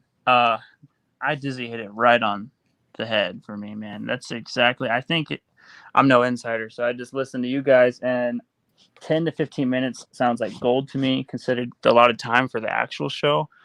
I don't want them to really show off the gameplay in the pre-show. Post-show sounds nice, but I mean, that Halo 2 announcement, or the demo they did behind doors, even of that linear cut of the single player where they're going through New Mombasa, is like so iconic. to me. Yes. I want to see something just like that. That's what I want to see as far as the gameplay going single player, and then they can do a little announcement as well. Like maybe you're going to get beta information in August. It's huge. Well, beta is Halo. When Halo 3 came out with that public beta through Crackdown, and then later through the dashboard on the 360, that was for me at least, that was like one of the first really big betas. And he's right. People aren't thinking really or talking about the beta, and it's going to be massive. I really think that they're going to do I'd like to see like a old school Bungie, like Vidoc type of style video, either released later, where they dive a little bit deeper in with those interviews that Zimmy was talking about, because that stuff is gold. I can't get enough of it. And I think we're going to definitely get about 10-15 minutes of single player gameplay. I would like to see it to be maybe where it starts off like single player and they do a little, or maybe even some co-op. Halo is all about co-op for me in the campaign. And split screen is coming back. They've already confirmed it. Yeah, So that'd be big. And that's a must for a lot of people, man. When they got rid of that, it was like so many people were salty, they were hurt, man.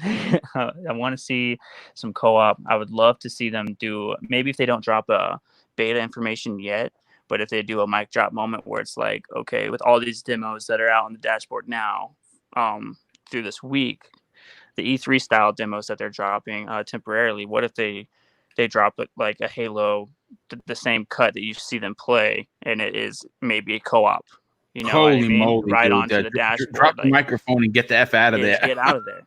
That's what I want to see. I think that's what they'll do, honestly. I think it would be the hype train's not going to stop moving from here on out for Halo, dude. It's full steam ahead for that.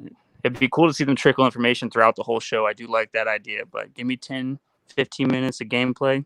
That's all I need. I can dissect that until it comes out.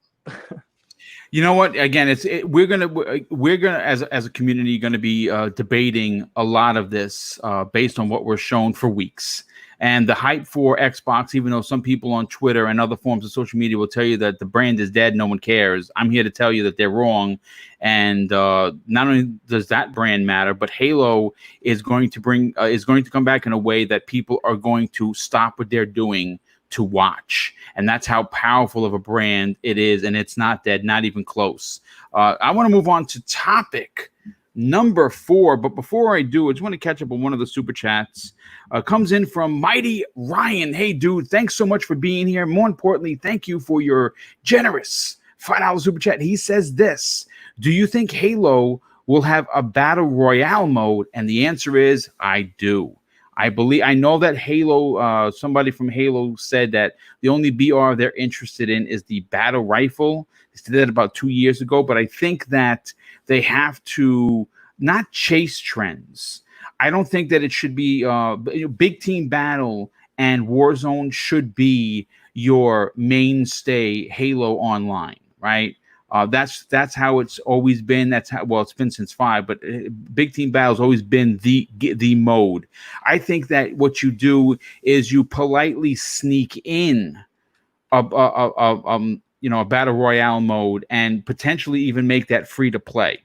And like I said, this coincides, and I'm trying to put a topic together for one of the upcoming shows of how the free battle royale game, which I believe is coming, is that announcement is going to be incorporated into Xbox Live, is free for everyone. That's coming as well. I've been banging that drum for months, well before anyone talked about it. I said it first, and I'm staking my claim in that. But let's move on to topic number 4. Now, one of the biggest critiques that Phil Spencer has received over the years has been his personal reluctance to show big titles that are more than 2 and 3 years out.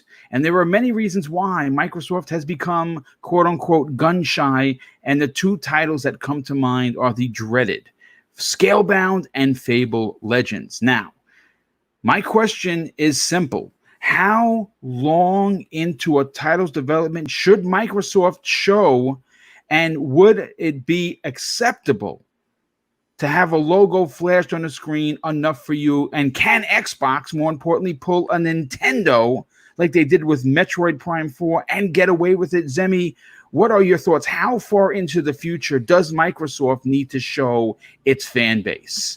You know, we've talked about this topic, I think a few times, maybe twice before, and I think I've sort of in some ways kind of flip flop because first I kind of thought maybe no they really should, and then part of me was kind of opening up to the idea like, well, maybe they should, but I don't really think that we should like just throw it in one category, as like a catch-all. Like, if the game is expected to release in 2 years or 3 years, then they can do this kind of thing. I think it should really be a judgment call, right?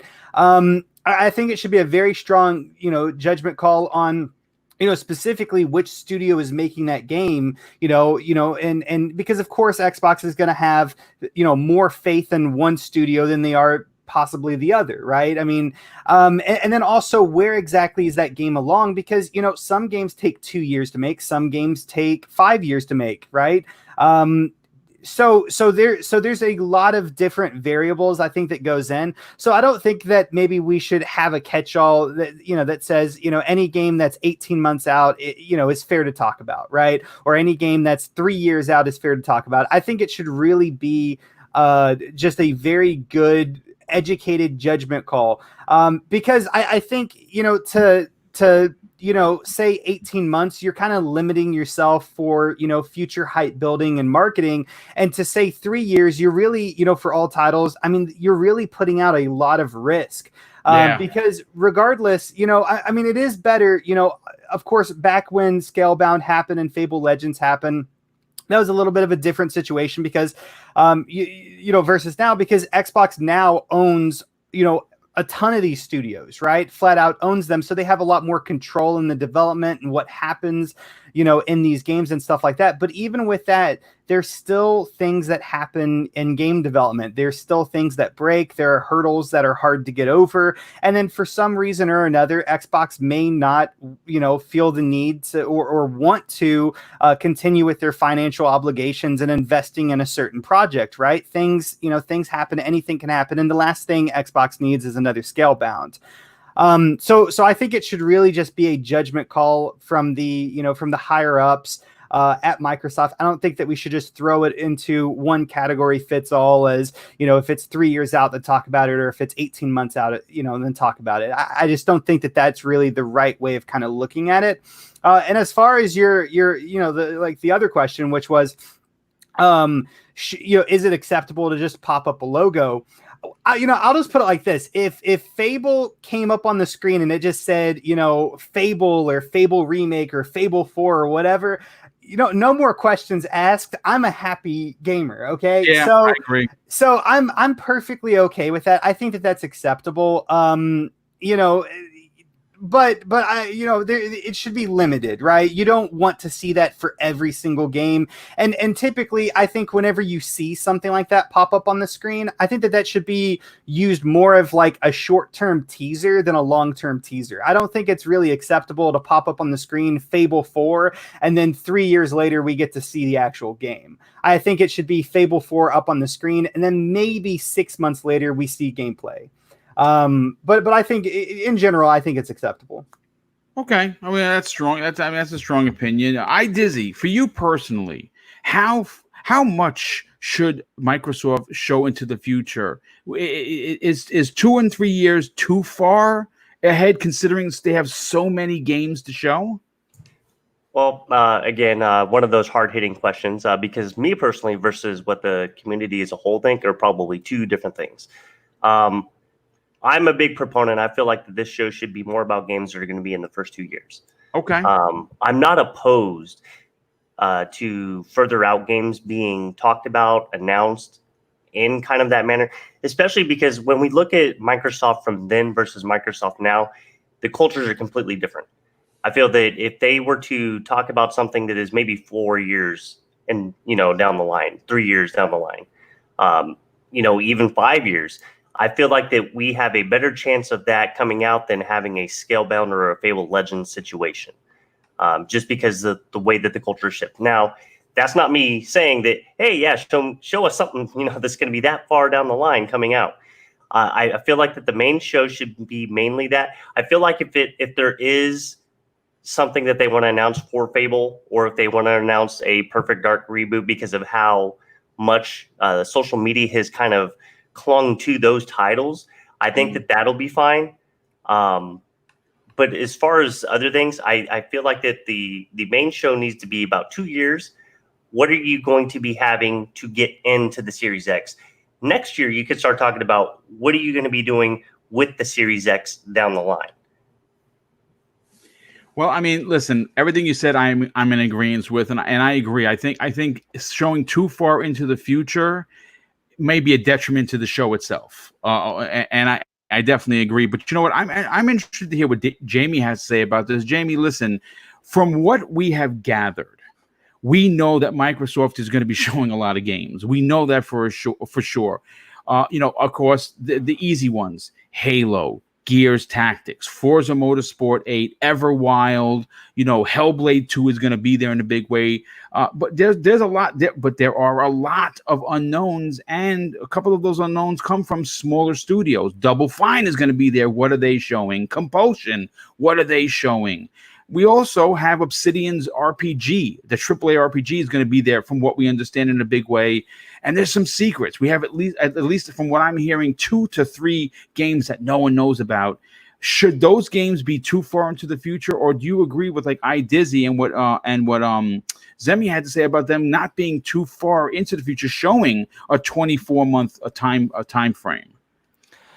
Yeah, I agree, because like the thing is about me, I came to the realization a while ago that I don't like to see games that far out. It's like whenever anyone has an E3 and we see the exact same game 3 or 4 years, it's a bit tiring, isn't it? And you think, oh, just got another year to wait. E3 comes, just another year to wait for this game, and it's a perpetual cycle every year. And I don't think it's healthy for people to be super excited for a game for 4 years, because if it's slightly disappointing in any way, or if you don't like it, that's 4 years of excitement.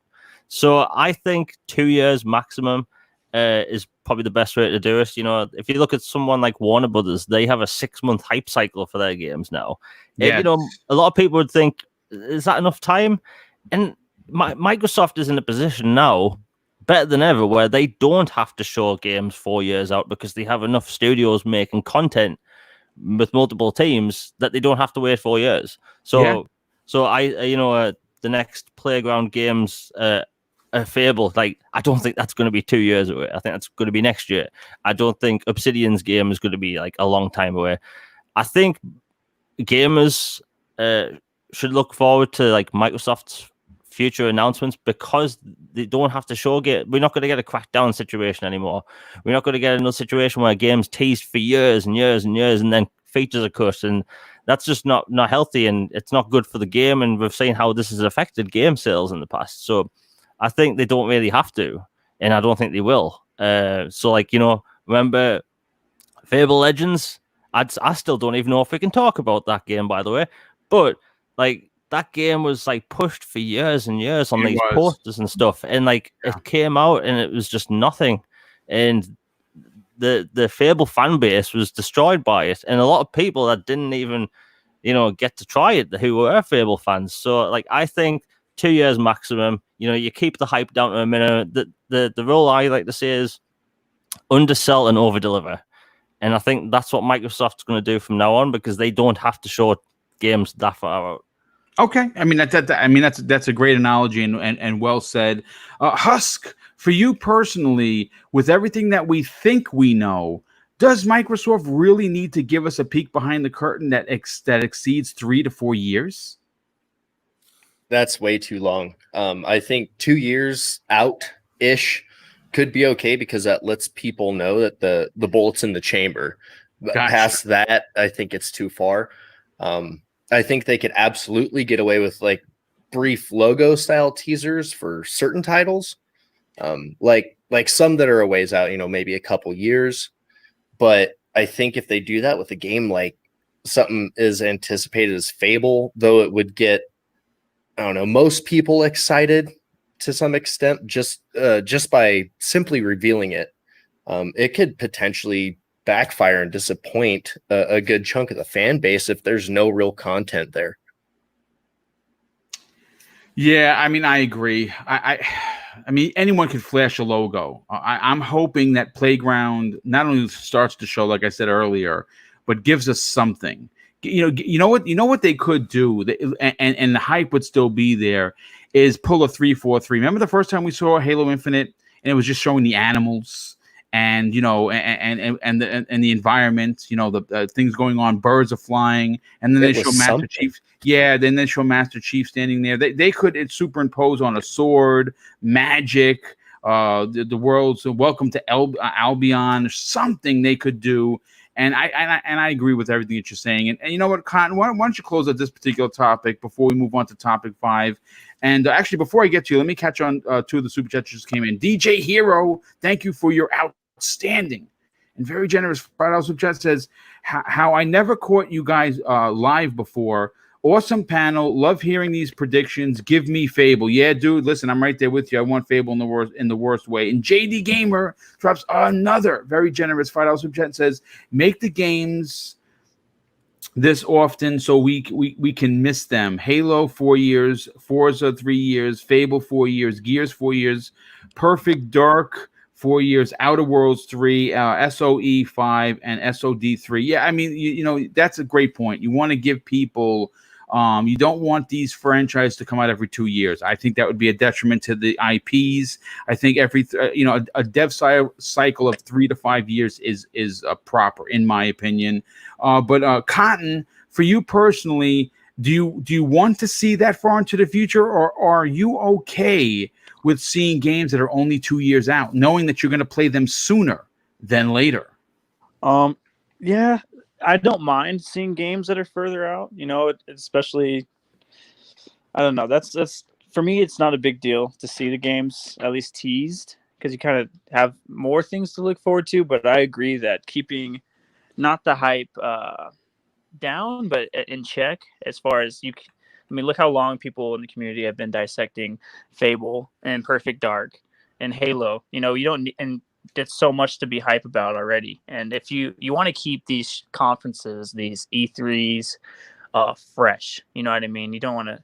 For me, it's not as exciting when you know what's going to be touched on always. You know what I mean? Like coming the next 2-3 years of these conferences that you kind of already have an idea of what's coming, whether or not they have more that's going to be announced each time, and you're going to be always looking down that 4-year pipeline. I would rather keep it down to about the 2 years because you don't want to get overhyped, you don't want to get let down,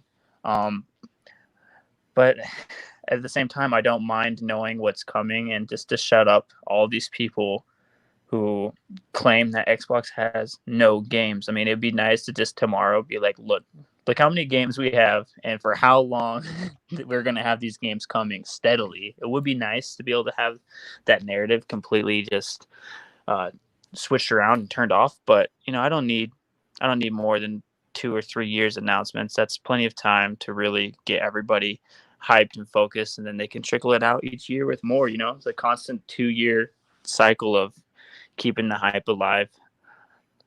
Yeah, and I agree. I like everyone on the panel had incredible theories regarding not wanting to see too far into the future, and I absolutely agree. But let's move on to the 5th and final topic before we get to our top 5 prediction picks. And the question, look, I'll say this, and this is a huge topic, folks. With a potentially incredible opening to the show, which we all speculated on what we think it and want it to be, and an extremely strong middle show, which we believe is going to be there in spades. The question is, how do you end the show? Now, if you were running the production of Xbox Game Showcase, what would be your choice on how they end their 60-plus minute show? Should they have... And I mind you, the industry is going to be watching, the entire industry. And that goes for casuals, hardcores, gaming media, the regular media, even potentially the news, as well as the podcasting community. Zemi Games, how do you end this show? Either one of two things. Either Fable because I mean that would just be a huge, mic drop moment, I think. Or Obsidian's new RPG that Phil Spencer was talking to Larry Herb about that one, on that one podcast. Yes. I think that those are two very, very, very strong picks. Those games are going to appeal to a mass audience because tons of people nowadays play RPGs. Tons of people bought The Witcher. It's just a very appealing kind of genre, right? And both of those are going to be in the fantasy genre as well as being RPG games. So I think Fable and Obsidian's new RPG would be my pick of what they would probably put as the ender. Possibly putting the Obsidian RPG above that if it is as impressive as what Phil Spencer kind of mentioned it to be. But with that being said, I definitely do not think that it's going to be Halo, Forza, or Hellblade. I think all of those games, well, like I said before, I think Forza is going to be the opener. I think Halo is going to be in there somewhere in the middle, as well as Hellblade. I don't think that those are going to be the closers because we already kind of know about those games. I think for the closer, it has to be something that no one knows is really coming or hasn't really been confirmed is coming, right? Gotcha. And it just has to be something that's going to just really, really appeal to a lot of people and be somewhat shocking. I want to add one more question. Does it have to be, can it be third party or should it be first party? I think it should stay first party. I agree. That way they end the show with something that's going to excite you only on Xbox. Yeah, you know what? Someone in the chat just said, I'm trying to find it. This chat is really going by. Mario 187 says, please bring back Ninja Gaiden. I had written a topic, folks. Ooh, yes.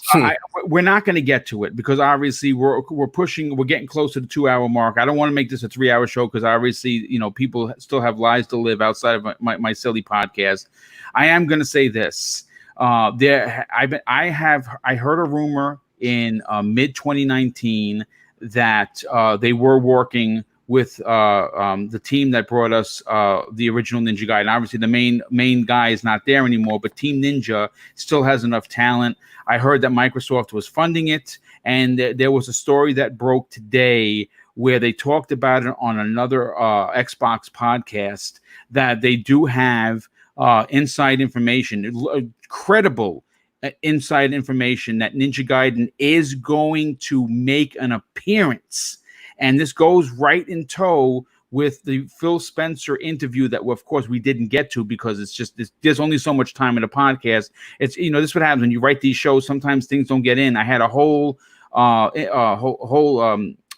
interview with Phil Spencer where he was interviewed by a French gaming site, and he talked about and he said it with plural, being Japanese games being shown off at this event, and how proud he was of that. And that could potentially be one of those games, and it would be epic. But let's continue on with this. Dizzy, I got to go to you next, brother, because obviously you have a tremendous responsibility of making sure that the lordsofgaming.net keeps up to date. And the content is as stout as what we find on the Iron Lords podcast on Sundays. If you were the production manager wearing this hat, how do you close out this 60-minute epic show? Well, I mean, again, if it was in my ballpark and I was doing it, totally not what they're going to do. But I really have a strong feeling that they're going to end the main show with Halo to a T. Okay. Now, if I were in control, I'd continue with that path. But how cool would it be that kind of like remember a few years ago when we thought that the show was ending over at Xbox, and then all of a sudden it looked like the thing was getting hacked, and then they came out with the whole Cyberpunk. How cool would it be if it goes dark and you hear kind of like a two people talking over like an intercom? Sounds like a little bit of hacking going on. You're not really sure what's happening. They're talking about some kind of espionage, and then you hear Joanna going dark. Oh, man, now you're talking. I mean, that's a perfect way to really say that, hey, we're working on this without actually having to show it out there like, Dude, like that's we epic. have something to show. I think you need to check your inbox. You might have just got hired. That's all I'm going to say. I'm going to say that I like this. And you know something? You're right. You don't have to show anything, but you can simply, the audio, the place go, the screen goes black and you hear the audio. Oh man, that's wow. That is crazy good. That's a fantastic pick, dude. Let's move on to Jamie Moran. Jamie, if you are wearing the production hats, how do you close out this show? What do you put your exclamation point, and what title is said exclamation point? Oof. I think the safe bet is Halo. But with that being said, we all know it's coming. We've been told it's coming. I think Fable should end it because people have been waiting for years for Fable to return. We've gone this entire generation, this whole generation without a first-party RPG, and people have been wanting Fable. And with Playground's talent and what they have to offer, and that RPG team is really talented. Like, I think it's going to be Fable, in engine, trailer, whatnot. Because like Halo is always going to be Halo, no matter how much they change it. Like, people love Halo, but Fable, like, when was the last Fable? 2010 or something like that. It's like, it's been so long. So I think it'll be Fable because I think that would be a surprising way for people to go because the masses won't be expecting Fable at this. The people that don't keep up with gaming news and likes and stuff. So I think Fable will be there to end it because that would be the smart thing to do, in my opinion. And I think they'll surprise us because I've seen a lot of people say that, Fable needs to be more like Witcher in the sense of its gameplay and how it looks. And I agree. It still needs to keep the humor, though. I think they need to show what the RPG teams can do with the Xbox Series X hardware. Yeah. And I think they'll just show us like a big fancy demo running on Xbox Series X, and it'll be there to impress everyone. Yeah, and a great pick. Fantastic. I don't disagree at all, even though I want them to open with Fable. I wouldn't mind them closing with it at all. Let's move on to Husk. Husk, for you personally, and we talked about this earlier, both bookends for this event are important. The opening of the show sets the pace, right? Sets the pace of the show. It gets the hype level to unbelievable levels. And keeping that hype train going is as important, in my opinion, not just for the end of the show, but to keep this hype going into the weeks ahead and leading up to the August show we know is coming. How do you close this show? Halo. Oh, there you go. I end it with Halo. Maybe a trailer featuring some gameplay, some cutscenes that leaves us with questions and gets the community watching it on repeat to hunt down all the little Easter eggs they leave in all their stuff. Yeah. Fable would be a good candidate, but I'd go with Halo. One thing is definitely certain, though. The beginning of the show does need to bring the hype, and the end of the show needs to bring goosebumps. Maybe a night vision goggle activation sound. Oh man, I like what you're talking about. Yes, I just want to. You're gonna hear my predictions. It's gonna blow your mind in a second. I feel like yours are a lot similar to mine. You know what? It's going to be funny because I didn't put mine into the show notes on purpose to keep it secret. But I'm interested to know, and we're going to get to that momentarily. Let's close this particular topic out with Cotton McCass. Cotton, who represents the Ocho, as we know. How do you close out this epic show? What is your cherry on top of this Banana Float Sunday? Oh man, it's a lot of ideas flowing through my head right now, dude. You really piqued my interest with I can't remember what Dev you said is making that Uncharted. You're talking about Compulsion. Yes, that sounds so interesting to me, and that would be cool, especially because I don't know a lot of people thinking or talking about that right now.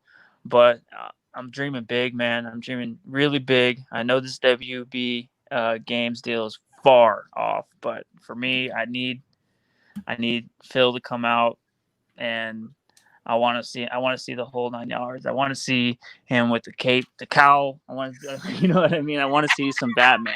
Oh my God. What about a wand?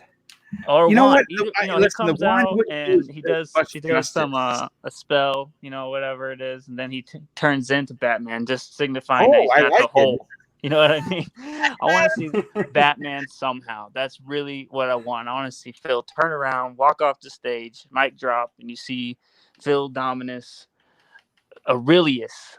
You know, Yes. because it's no more soon to be. He's right there on the Yeah, cusp. I think King said that. As a matter of fact, King is going to be on the Friday morning Breakfast at Boom, which of course should be nothing but filled with laughs and hysterics, because you know on that show he's going to don the name on him. I cannot wait to be a part of that. It's gonna be amazing. But I'm dreaming big. I need to see some WB games. It doesn't have to be anything but just a tease, and that'll literally give me new life. So I Yeah. got high hopes. Well, listen, folks. This has been a fantastic 5 topic, and we, of course, we are into normally at this point we're doing outros, but folks, guess what? You're gonna get a bonus at least 30 minutes of show. So strap in, get your drink, go to the bathroom, take 5 minutes, compose yourself. We're going to do our top 5 picks / wishes for this event. And I'm going to go last because I'm the host and I want to, of course, put my panel members up, of course, higher than I am. And we're going to start with Zemi. Zemi, you got the show notes late, I understand, because you were a late addition, just like, and we didn't expect you to be here, but you're here, and I'm very thankful because having you a part of the show is ultra important. But what are your top 5 picks? Please go down in order from 5 to 1. Yeah, so the first one being 5 is more of a wish than something I think that's actually going to become the reality of the situation. But it's Rise 2, right? I'm still upset that we never got a Rise 2, you know, whether that be Rise Son of Gaul, which I think just sounds really, really cool, or Rise Son of Egypt, or Rise Son of Athens or Sparta or wherever, right? Or it could be Rise Son of Rome 2 for all I care. I don't care. But we didn't get a second one, and for that I'm really, really hurt, and I really want to see something like that maybe get announced, but it's probably not. But it would look so good on the Series X. For number 4, I actually went with Psychonauts 2 because it's a game that I'm really interested in. I think there's a very high likelihood that we're going to see this game. I agree. Especially because I think it's scheduled to release in sometime in 2020. Is what I've been, seeing while I'm researching and stuff. And so, there's not much left of 2020 now. Nobody's talking about Psychonauts 2, which is a real shame. Yeah. And, if the game does come out in 2020, they need to start getting some press for this game and soon, right? So what perfect place for the Series X, dude. What's that? It could be a launch title for the Series X. Yeah, it definitely could be. Yeah. So number 4, Psychonauts 2. Really, really want to see that happen. Super excited about that game. Number 3 is Perfect Dark, like the remake. We know that the initiative is going to be there, right? Like we've heard this through the grapevines. And just as much as we've talked about, Perfect Dark making a reboot, or coming back in a remake, and having Joanna Dark and how the head of the initiative used to work at Square Enix on the Tomb Raider franchise, which was just absolutely amazing. Just has me really, really excited. And then all of, like the ideas and the speculations that we've been throwing at it, maybe, it's going to be like a Splinter Cell, have a lot of, I hate to say Splinter Cell clone, but have a lot of the gameplay elements from Splinter Cell maybe put in there, being a third person over the shoulder game instead of being a first person. I don't know. It has me really, really excited. So I definitely think we will see Perfect Dark at the show. At least I really hope. For number 2 is Fable, because I need to kick chickens, right? I mean, what other reason do I need? And I feel very, very confident. I know. Like somebody call PETA, right? But no, I'm gonna. Oh my God, I'm gonna kick so many chickens. But but no, I feel very, very confident that we're going to see this game. There's just been so much concept art that's been coming out in the last couple of months. There's just so much talk about it. Playground Games is making it, and they're going to definitely in my mind at least, definitely have to, talk about this game or show this game off. I think it's definitely going to happen. And then number 1 on my list, which is, sort of a wish, but possibly a prediction and maybe a reality, is the new Harry Potter RPG. Because I need this game. I want to become a wizard. I want to go around Hogwarts. I want to pick my house. There's so many things I want to do in the wizarding world, and this game will allow me to do hopefully a lot of them. And I keep making these predictions of when I think this game's going to be announced, and I've been wrong so far. So maybe this will be the time that I'm actually right. But I really, really want to see this game happen. And then maybe we can do a full show just about nothing but Harry Potter. What, dude? If it's announced, sign me up. we will bring. We will do a Harry Potter expose if you want, and we'll talk nothing about Harry Potter. I know that you will be you'll be in all your glory, no doubt about that. Absolutely. Strong 5 picks. Dizzy. What are your top 5 picks? Bring them down in orders from 5 to 1. Okay, so I went with a safer route rather than being radical, because even though that we like to say and be radical over at Iron Lords and Lords of Gaming, I got to have some kind of tempered flair with myself. And I also try to go outside the box with this. So it's mix and matched. So 5, I got a prediction. We're going to have, Xbox is going to have more games that are going to be talked about than the time is going to allow. Thus, why we have the pre and the post show. And I think that it is important that we do watch those, because in the pre and the post show, I think it's going to be riddled with Easter eggs. And what I mean by that is, I think that we're going to see things where, like, let's say they talk about the initiative, or they're talking, he's talking with the developer, just kind of like about the culture, maybe not about the game, but they kind of like go by like what's going on in the studio, and you happen to see somebody's screen. And there's like a screenshot of maybe something that they're working on, but they're not actually talking about what they're working on. So I think that there's going to be a lot of Easter eggs in both the pre and the post show. Number 4, I think Zimmy stole my homework because I too like Psychonauts. This is my wish. I do think that Psychonauts, it's one of my most anticipated games. I've been asking this for quite some time, even DMing Tim Schafer about it, like, when is this happening? And I just keep getting smile responses. And I hope that we get a launch title announcement for Psychonauts 2. I know that it's going to be multi-plat, but I hope that this does come with the Xbox Series X. So that was a wish. Number 3, my prediction, and this kind of goes for all of the studios that have multiple games that they're working on, but I'm just using Ninja Theory as an example. I think these studios like Ninja Theory are going to have more to talk about.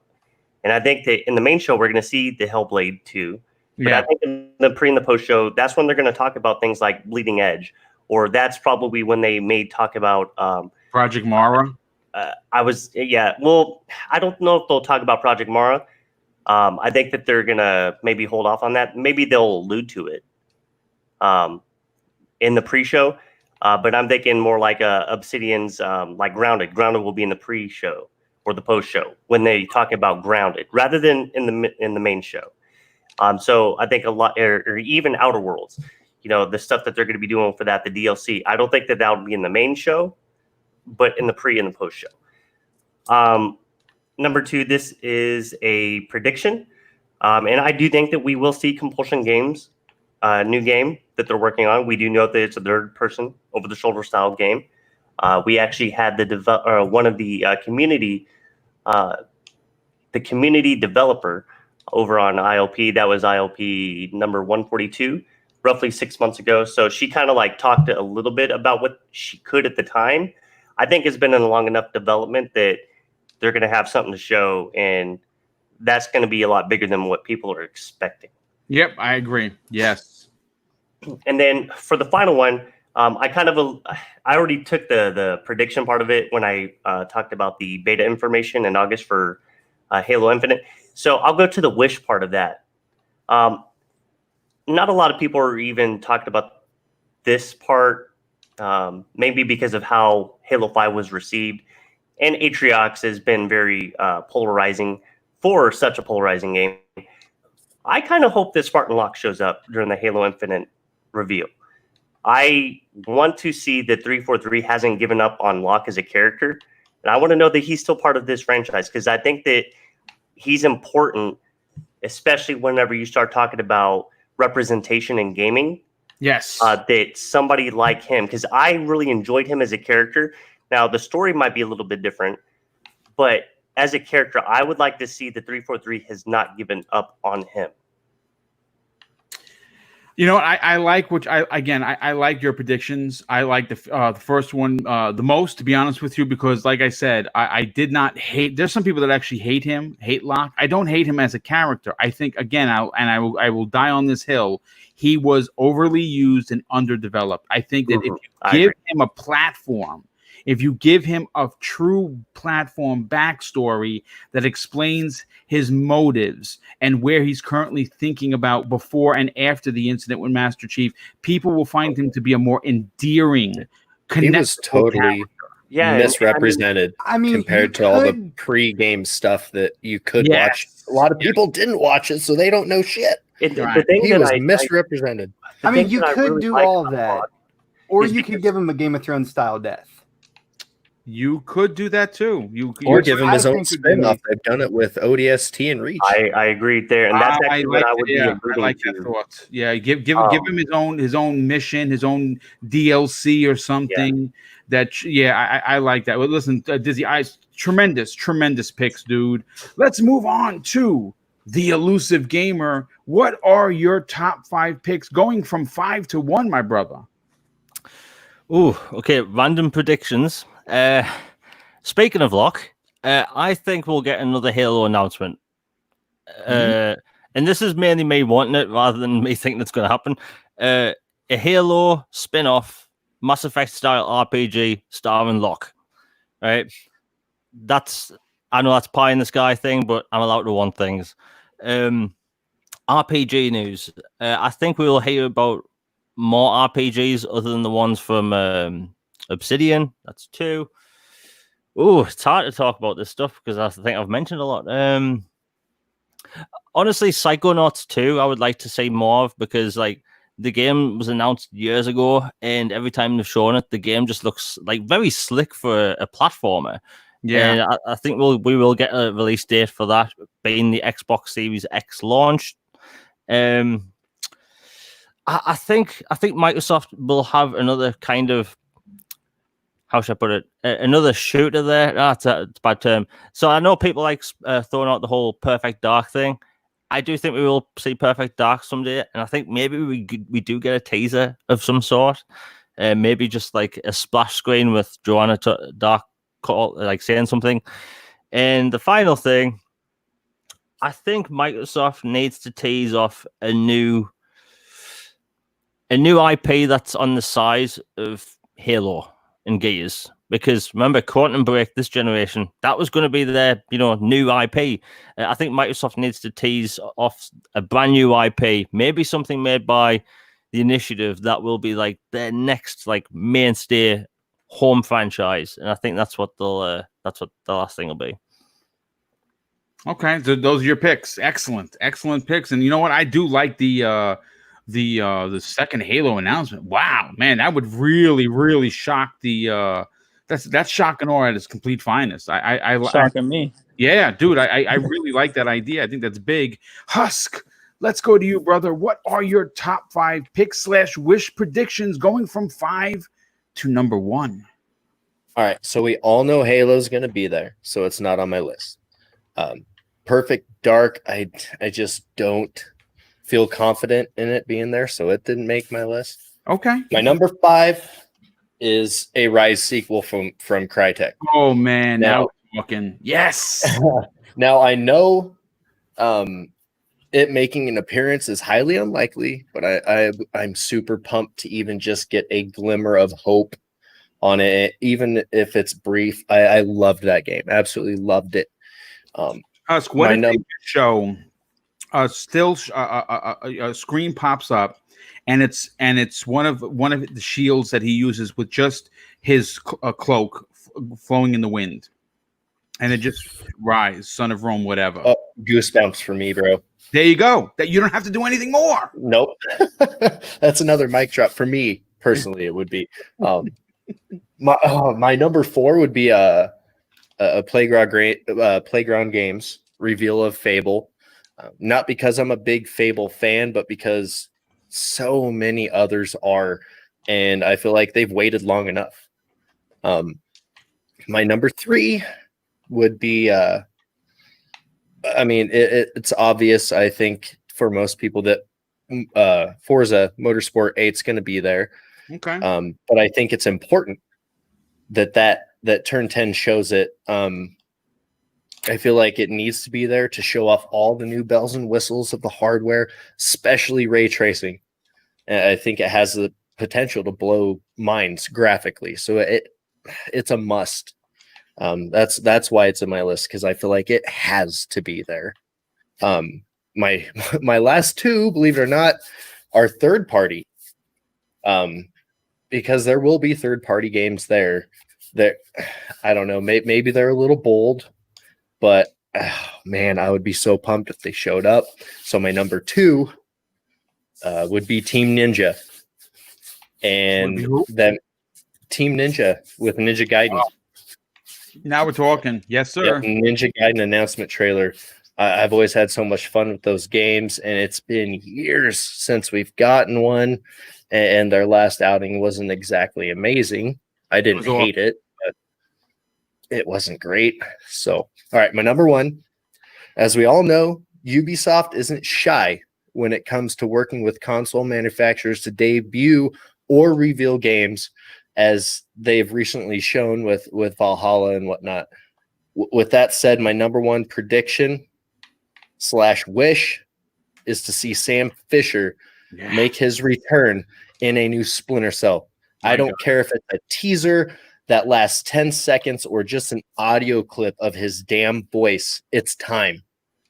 The rumor mill has been ridiculous in recent years with this franchise, and the recent interview with the Italian voice actor of Sam Fisher points to a 2021 Splinter Cell. So I think it is completely plausible that it could show up, even if extremely brief. Yeah, they don't even have to show anything. You do the goggle sound. You show him bringing them down. They turn green. It's time, and it ended. But there you go. Yes, there you go. Now we're talking. Please.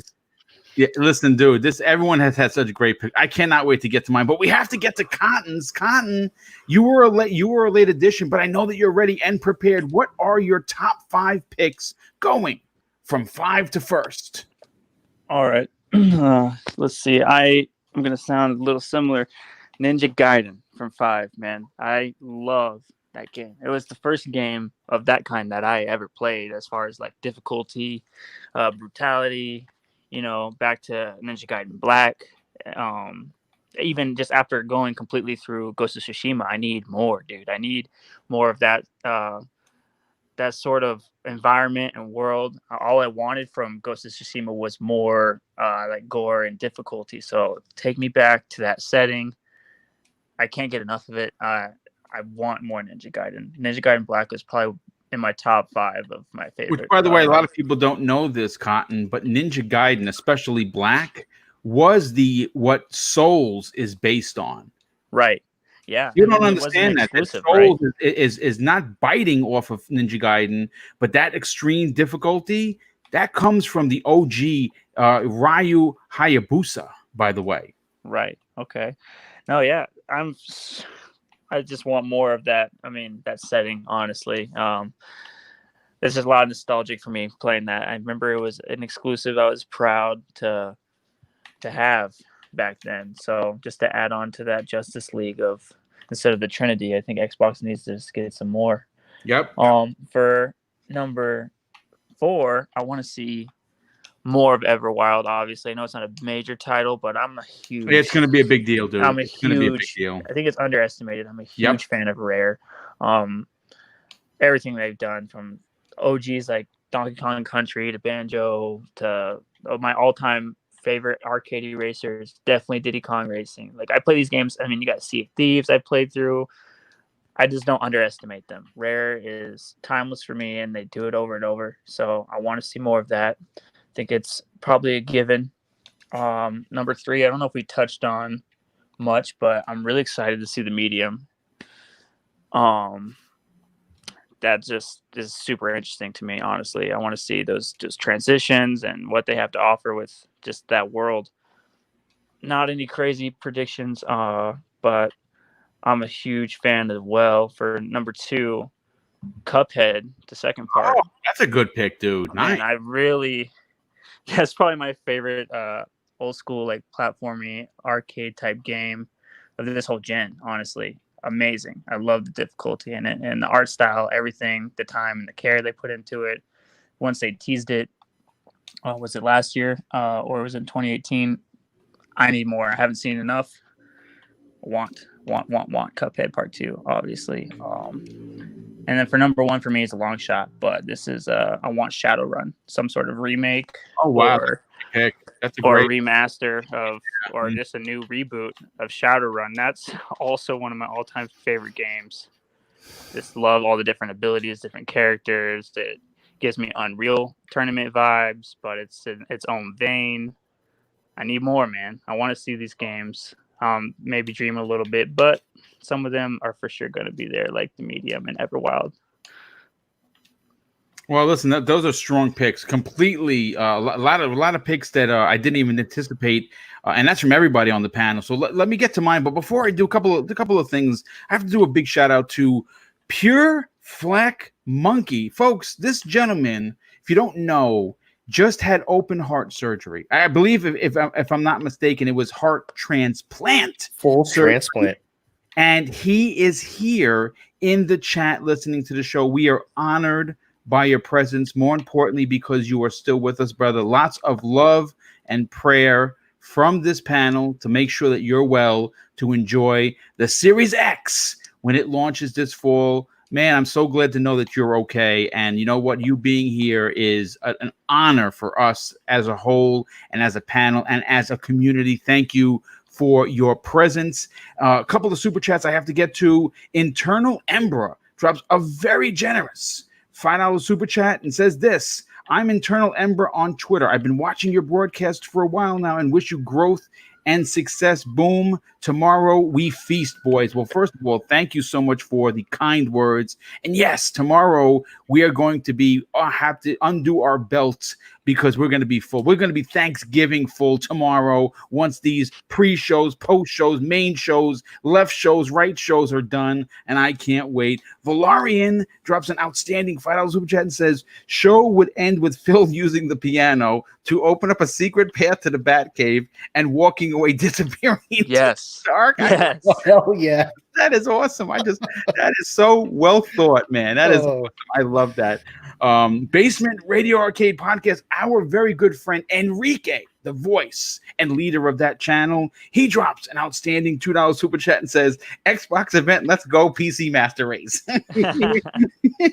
And Viper XT shows his generosity once again with another $5 super chat and said, what if the rumors were true of Microsoft purchasing, listen to this, folks, Metal Gear Solid IP, and they close the show on a new Metal Gear Solid exclusive? Well, listen, folks, if that happens, man, that would be ridiculous, because I at this point, I will take just a complete remake of the original and call it Square.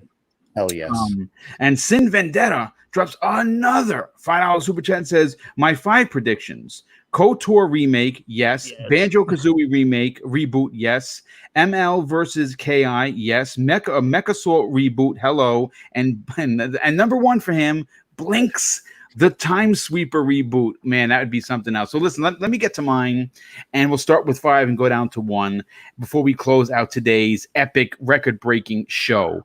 My number 5 is something that no one mentioned, something that I'm a fan of, something that is apparent, that's currently playable through backwards compatibility, and that I would like to see is a Crimson Skies remake. That's one of the ones I would like. I think you can do it for a budget price, make it high quality, and it could be multiplayer based as well as have a strong single player, which it did. My number 4, and again, I know Colt Eastwood, if you're listening, you're going to get mad at me and potentially send me a threatening DM. I want a new Banjo and Kazooie. I think that it's time. I think that the platform needs a platformer, and it's about time to see the Bear and Bird make a return. And I don't give a shit who makes it, but get it done. And actually, I still think that Tim Schafer's team is going to make it. That's just my opinion on it. Number 3, and I know that this is more of a wish than it is a prediction. It is a long shot. It's one that needs to happen. If it doesn't happen, I'm going to go to war. Killer Instinct 2 proper. We need to either again, if WB is purchased, I got to be honest with you, you have to hand them that license and let them make that before MK12. MK11 is doing gangbuster numbers. Just keep pumping out the guest DLC, but they need, and I mean we need a new Killer Instinct. My number 2 is, of course, Ninja Gaiden.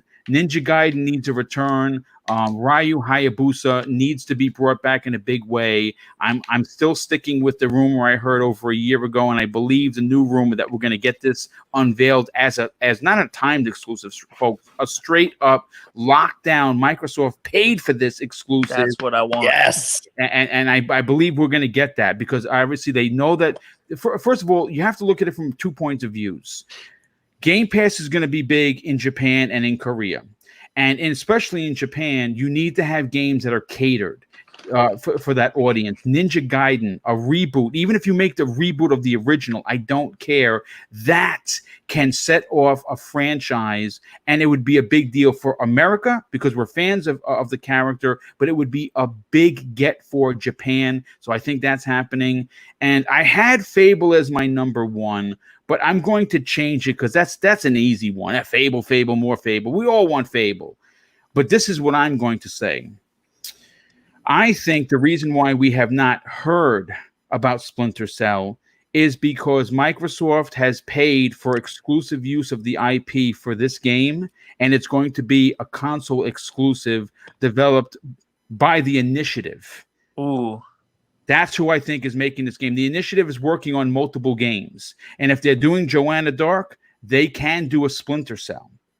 And I think that Splinter Cell is my number 1 pick. It's going to stay that way. Am I going to be wrong? Sure. More than likely, you're not going to hear anything. But that's my number 1 pick. And I'm going to say this. This has been, I mean, folks, we're almost at 2 hours and 30 minutes. I hope, and we have almost 600 people still here, which tells me that you guys and gals truly enjoyed this show. And it was a blast to hang out with you for almost 2.5 hours. So let's get into the outro so we can get everybody out of here and, go to sleep, get that rest. Make sure you have your spinach tonight so you're all ready to rock and roll tomorrow at noon Eastern Standard Time. And let's start with Zemi. Zemi, obviously, you didn't share on the opening something that you just got, and I want you to share. First of all, So number 1, your channel's amazing, and more people need to flock to it. You are a community leader, in my opinion, and I think people need to follow you on Twitter. But more importantly, you are a master chef in training. What did you pick up recently, and where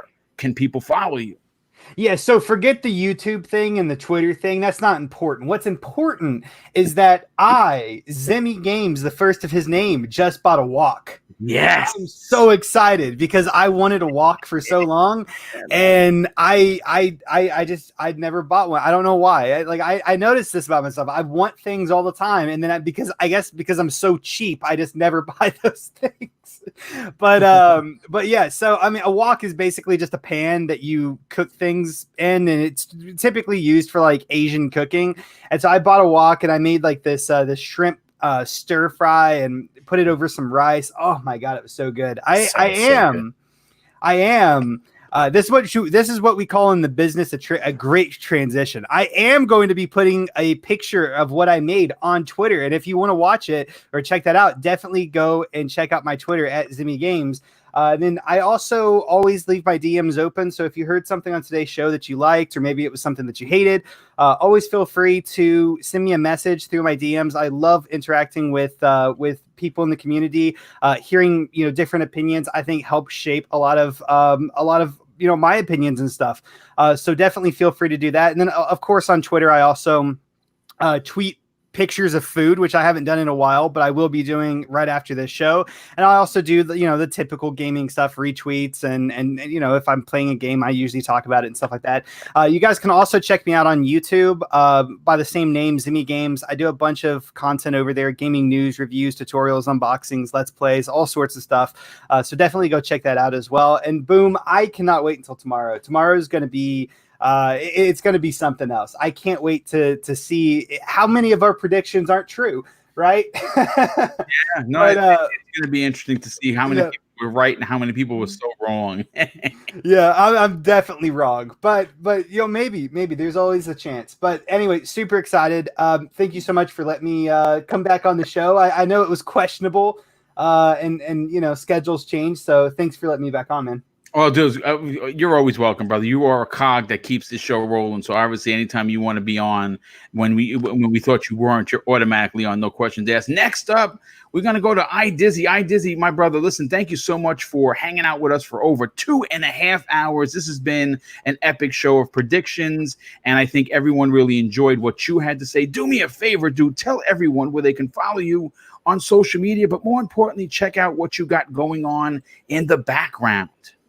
Yeah, thank you for having me on. It's always a pleasure to be on the panel with you, Boom, and everyone else here on the panel as well. Especially, I get to see a lot of faces that I'd never get to interact with. That's more so me doing so much in the background that I'm airheaded when it comes to that. Of course, I'm iDizzy81 across the board, all over social media, Twitter, YouTube, Twitch, even the gaming consoles. But more importantly, I do want to kind of press forward our Lords of Gaming. You can find us, of course, on social media with Twitter. It is Lords Gaming Net.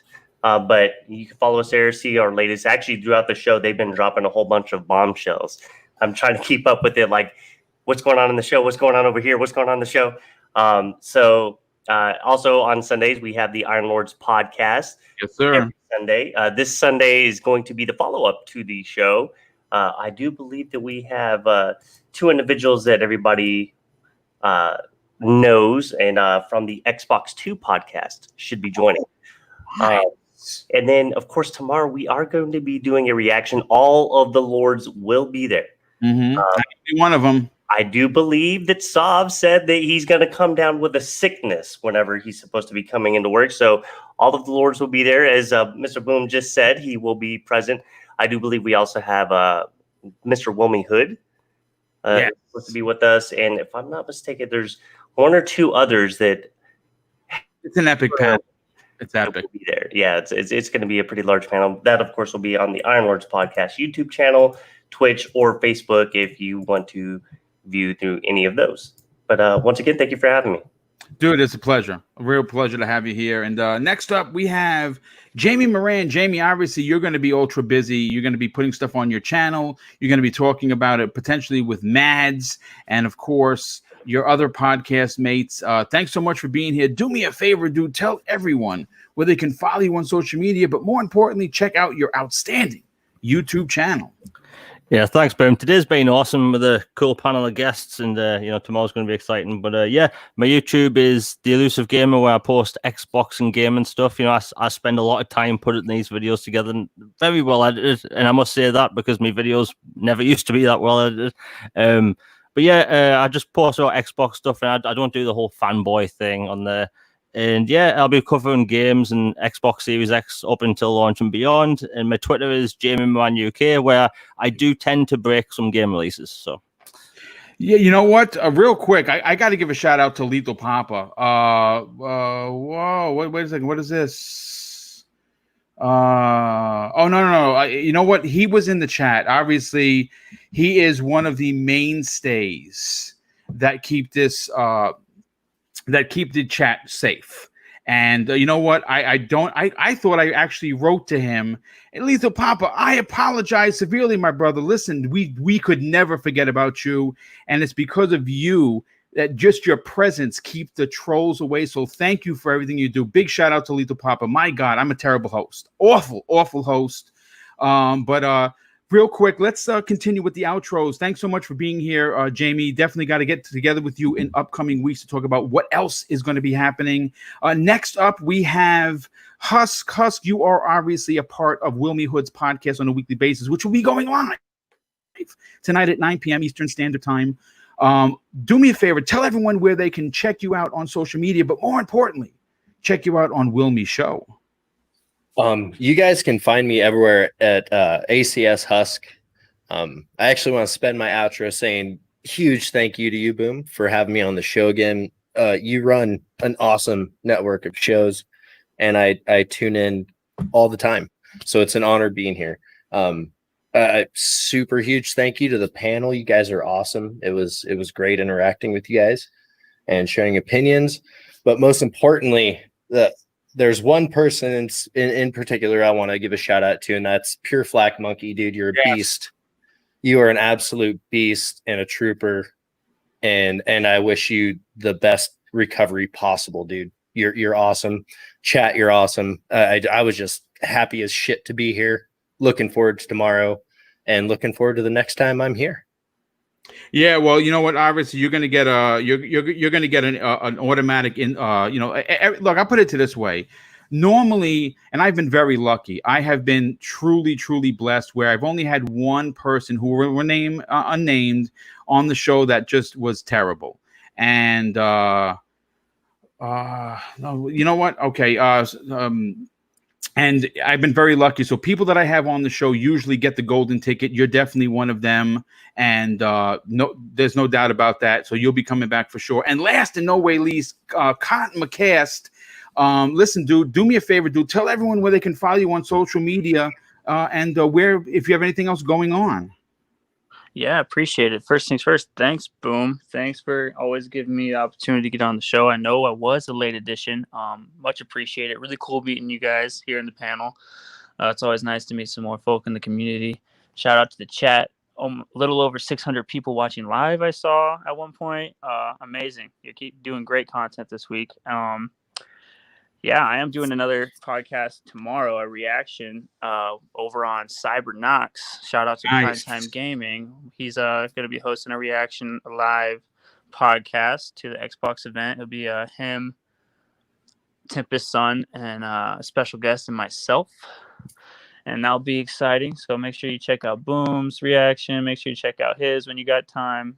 It'll be a good time. You can also follow me on Twitter at Cotton McCast, and feel free to hit me up whenever on DMs or anything. I'm also on Xbox Live at Terryfold if you want to play any games.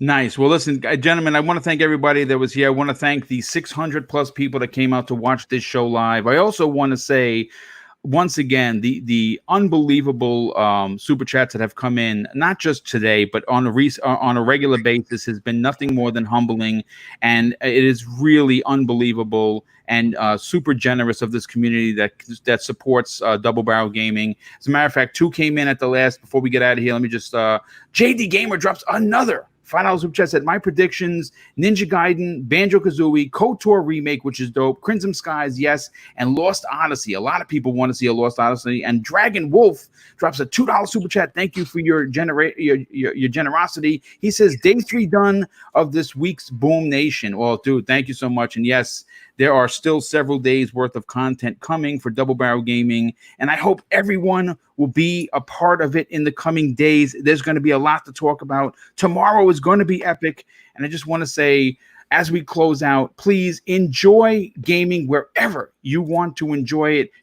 I'll close it with something that my dad taught me: treat others how you want to be treated, and also, it doesn't cost anything to be nice. You live by those rules, and I can guarantee you're going to have an awesome day. So take care, everyone, and we'll see you tomorrow on the Xbox Game Showcase post show, which goes live at 8 p.m. Eastern Standard Time right on my channel. Take care, everyone, and have a great show tomorrow.